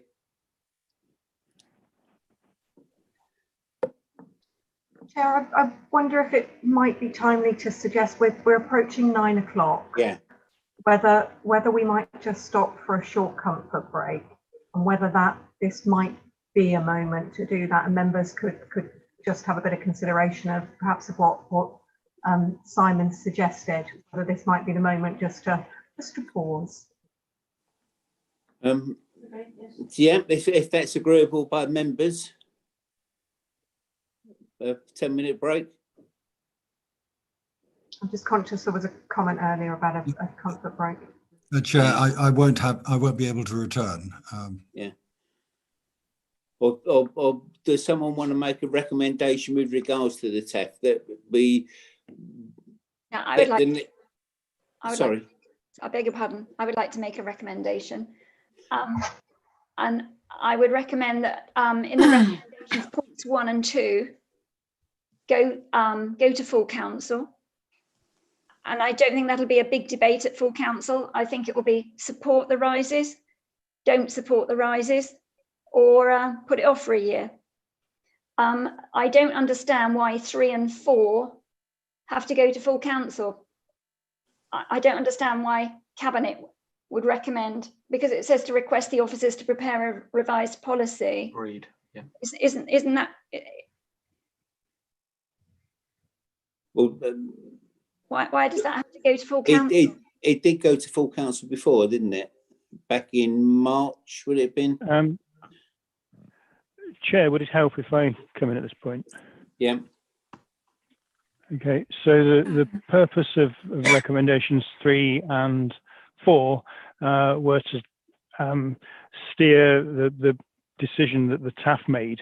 So I wasn't intending that those recommendations should go back to cabinet or council at this stage. It was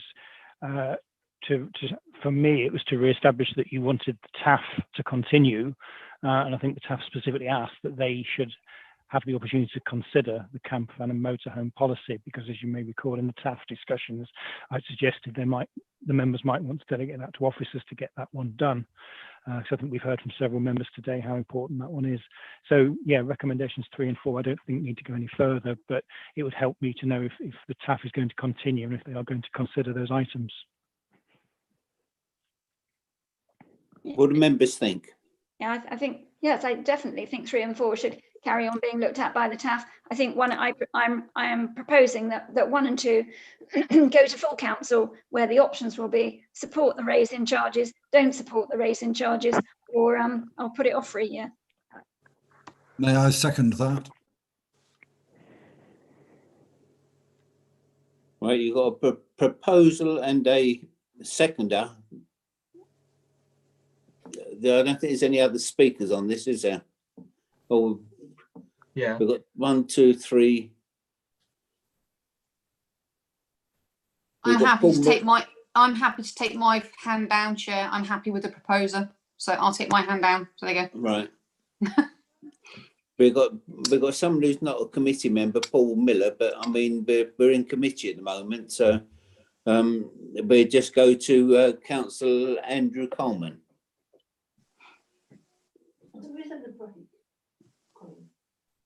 I'm trying to get. Hello.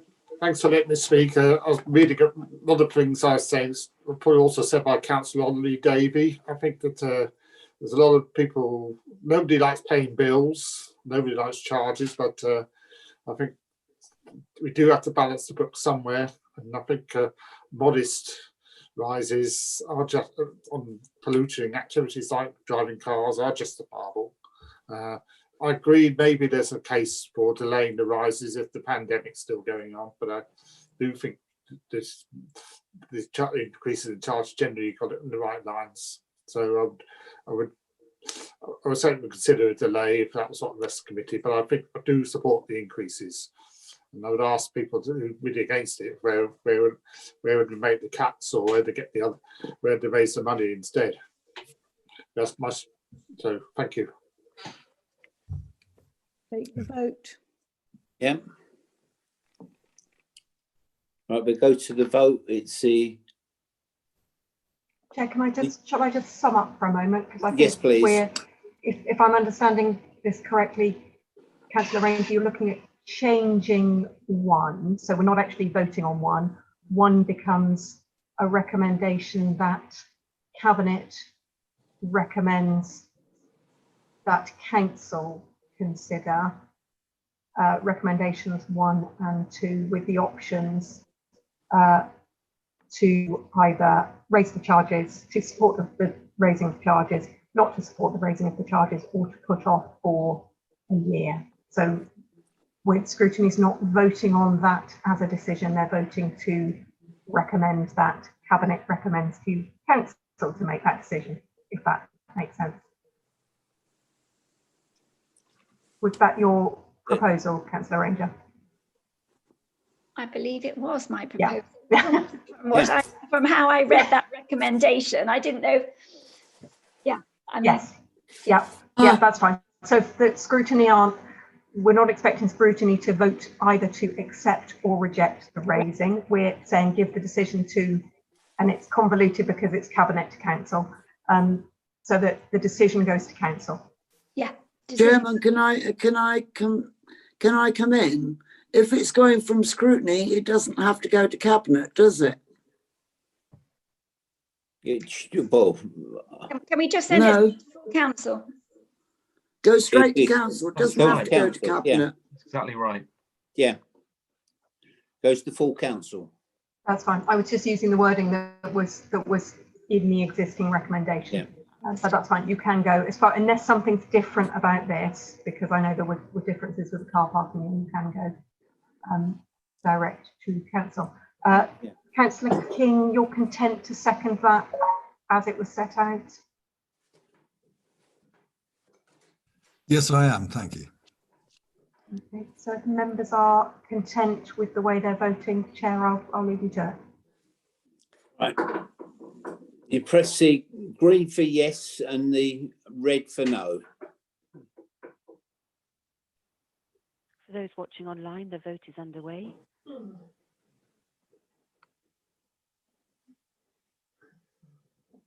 You have 9 votes for the motion, Chair. Right, thank you. That motion is carried. The only other thing we need to look at, I don't know whether members want to break for 5 minutes or we can get this out of the way in 5 minutes. The things that have been recommended to Scrutiny. Chair, sorry to come in again. Do we just need to go through 3 and 4 that Scrutiny have agreed? As Andrew Ennis has said, they don't need to go anywhere, but I think perhaps correctly 3 and 4 ought to be voted upon so that the TAF is clear on its steer, and they are just as set out in the written recommendations. Yeah. Right, we need to go to vote on 3 and 4. It's set out. So use your green for yes and your red for no.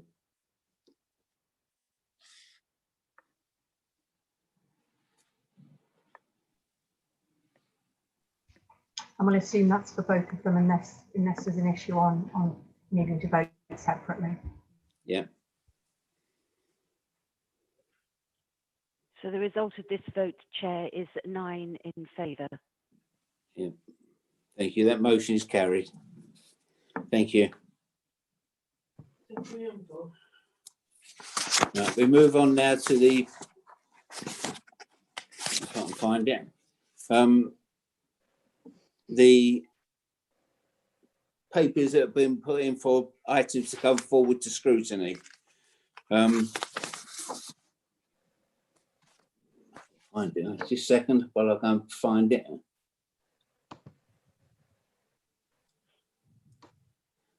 There's a proposal from Councillor Bruce Desarum to ensure our green spaces are safe, welcome and well managed, and to protect our biodiversity. how do members feel about that?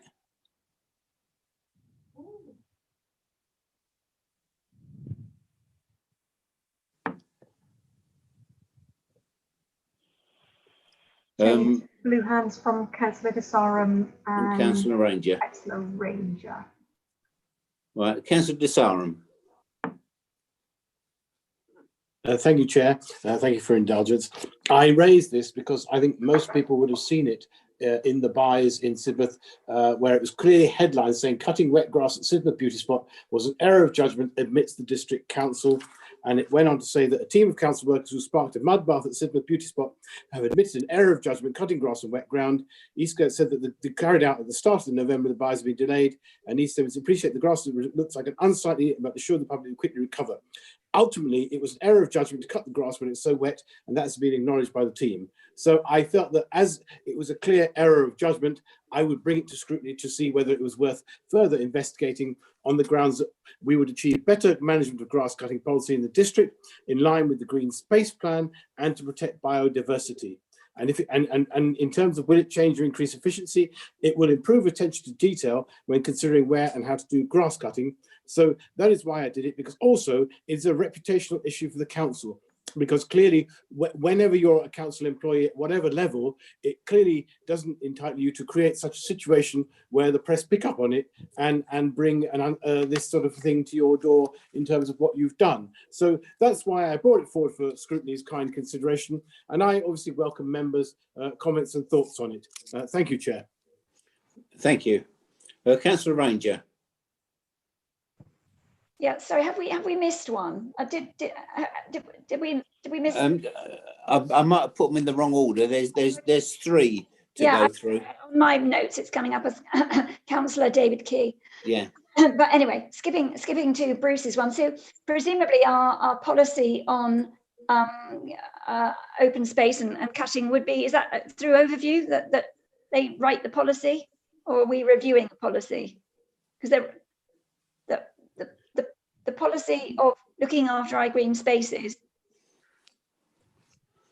is with overview. I mean, are we being asked to scrutinise an existing policy, or are we being asked to have a new one? No, I think we scrutinise an existing policy. Right. Is the way I understand it, the way it was said to me. Right.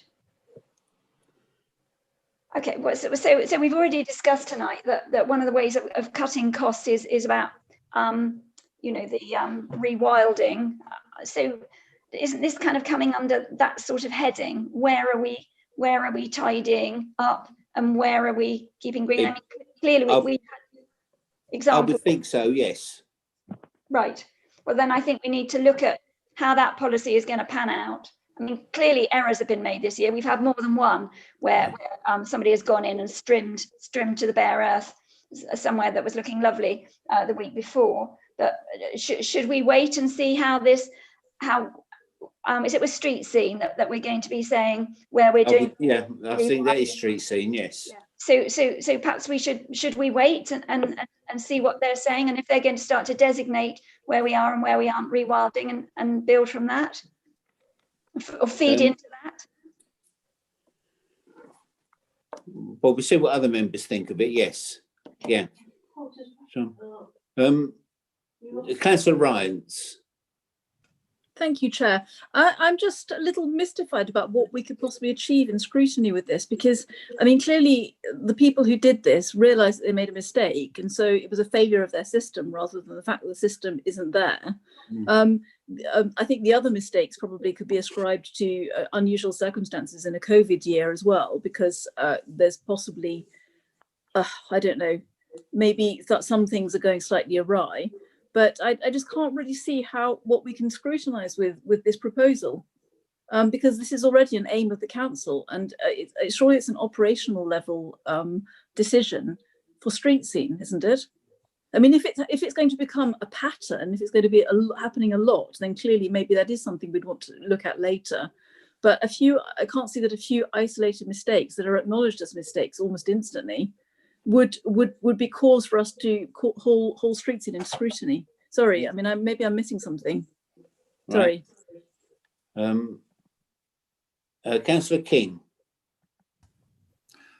Thank you, Chair.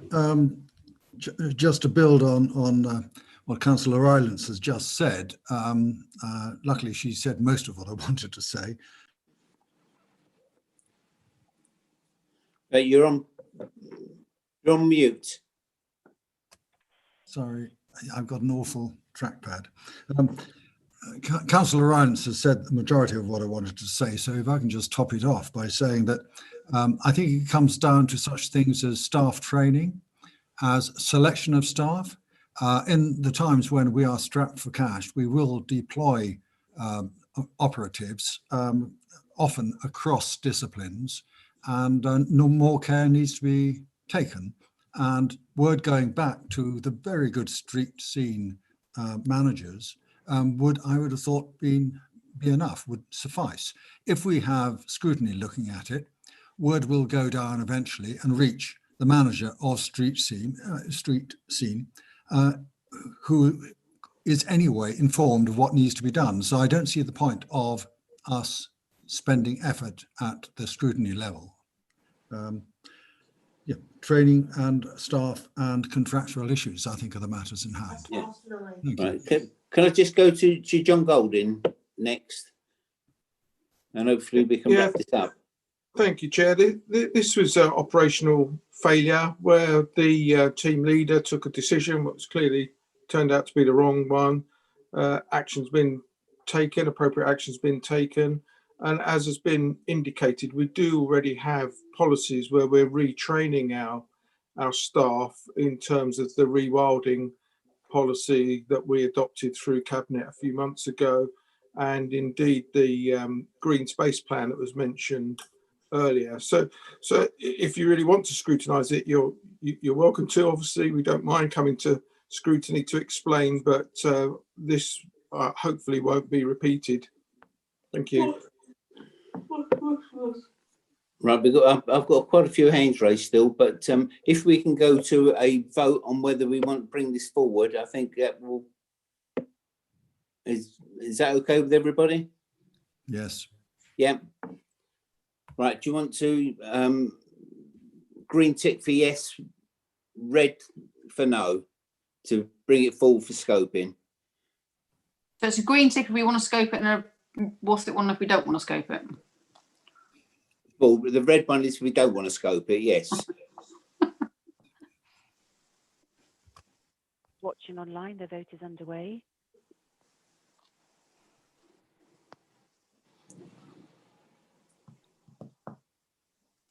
Right. Yes. That's 9 votes against, Chair. Right. Then that won't go up for scoping. There's only 2 other ones being brought forward, which is the ban on Chinese lanterns and loud fireworks, which I believe went to full council back in March, would it be, or maybe before then? And nothing seems to be done about it. I don't know if we've got Councillor Keir still, have we, who brought this one forward?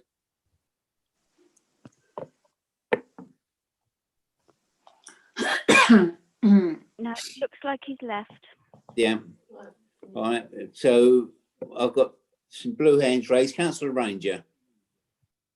Thank you. I'm reading the officer's comments. It's coming back to overview for consideration and ultimately to recommend to Cabinet. We've already talked about all this going on council-owned land, which is all that we can control. I recommend that we go straight to a vote that this should either go for scoping or not, based on the monitoring officer's comments.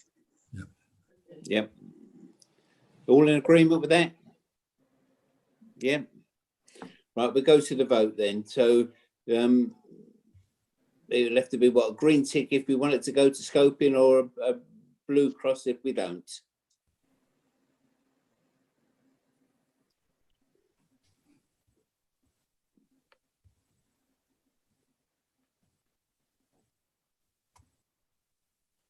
So, Chair, there's two votes for scoping and 8 votes against.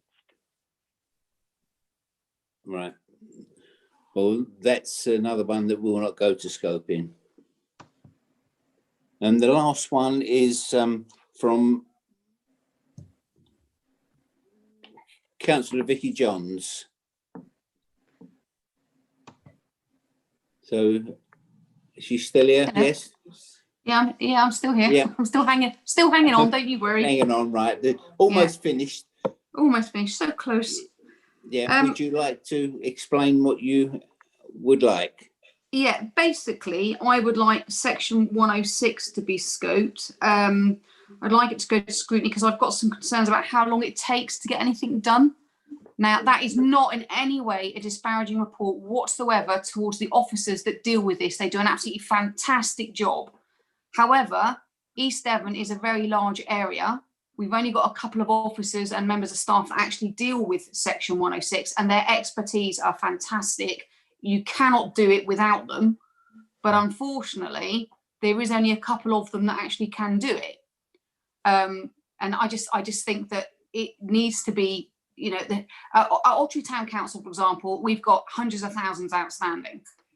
And, you know, if you have any new councillors that start, that obviously last vote, there was a lot of us that all started, and we're all starting from scratch, and you've got to constantly go backwards and forwards to East Devon, take up lots of people's time, lots of people's expertise, etc., etc. I just think, is there any way that we can like speed it up slightly with the old section 106? Because otherwise what happens is the developers then choose whether or not they're going to give you the money. And then if you invoice them, apparently, this is what I've been told, you invoice them, say, like, we want the section 106 money. They either agree to pay it or they don't agree to pay it. Well, what's that about? You can't go into somewhere and turn around and say, yes, I want such and such, and they refuse to pay it. If they've agreed that they're going to pay section 106 money to get the planning application through, pay the section 106 money so that we can carry on doing the stuff for the communities. That's the end of it. There shouldn't be any discussion whatsoever. Once they've built the houses and they've agreed at planning, yes, we'll pay section 106. They've built the housing, pay the money. That's it. Then the communities can get what they should get in return for the new houses that are being built in the areas. So I would like it to go to scrutiny. Again, I will reiterate, this is nothing whatsoever against the officers and the members of staff at East Devon. They do a fantastic job. It's just that they do have their hands tied quite a bit with an awful lot of red tape, which we seem to find an awful lot in anything that do with any governmental thing. But I'd just like it speeded up a bit if we can at all, please. Thank you. Chair, Yeah, there that you may not be I was going to of. come to you, yes. Thank you, Chair, very much.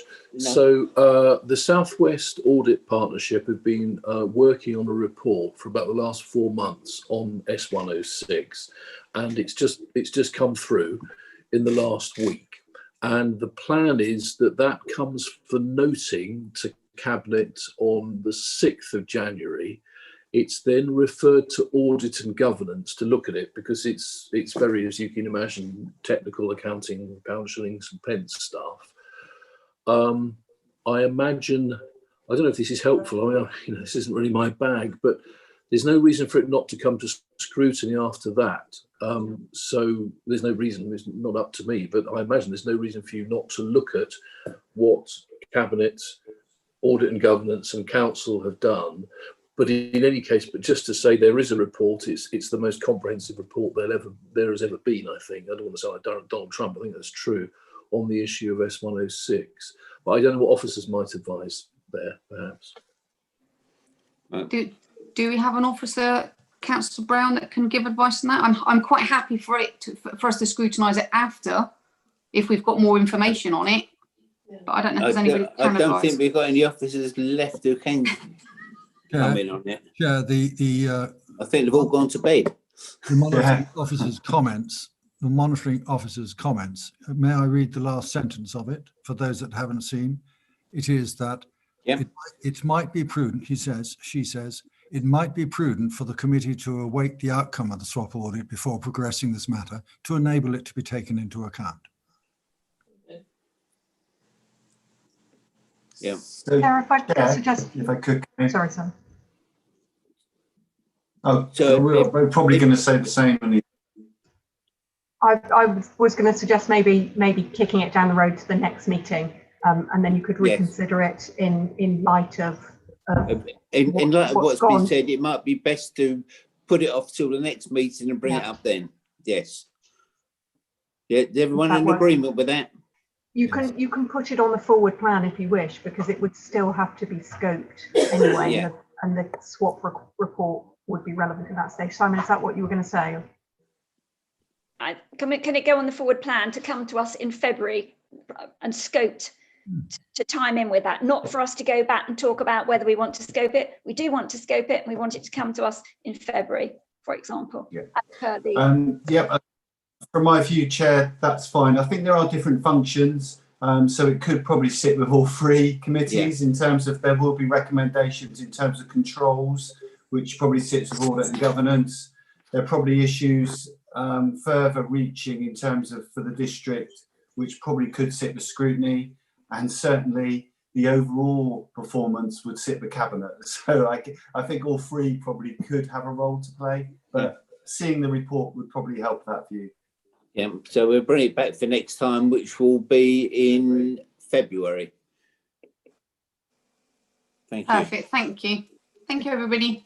Can I just confirm to go on the forward plan for February and then be scoped from there?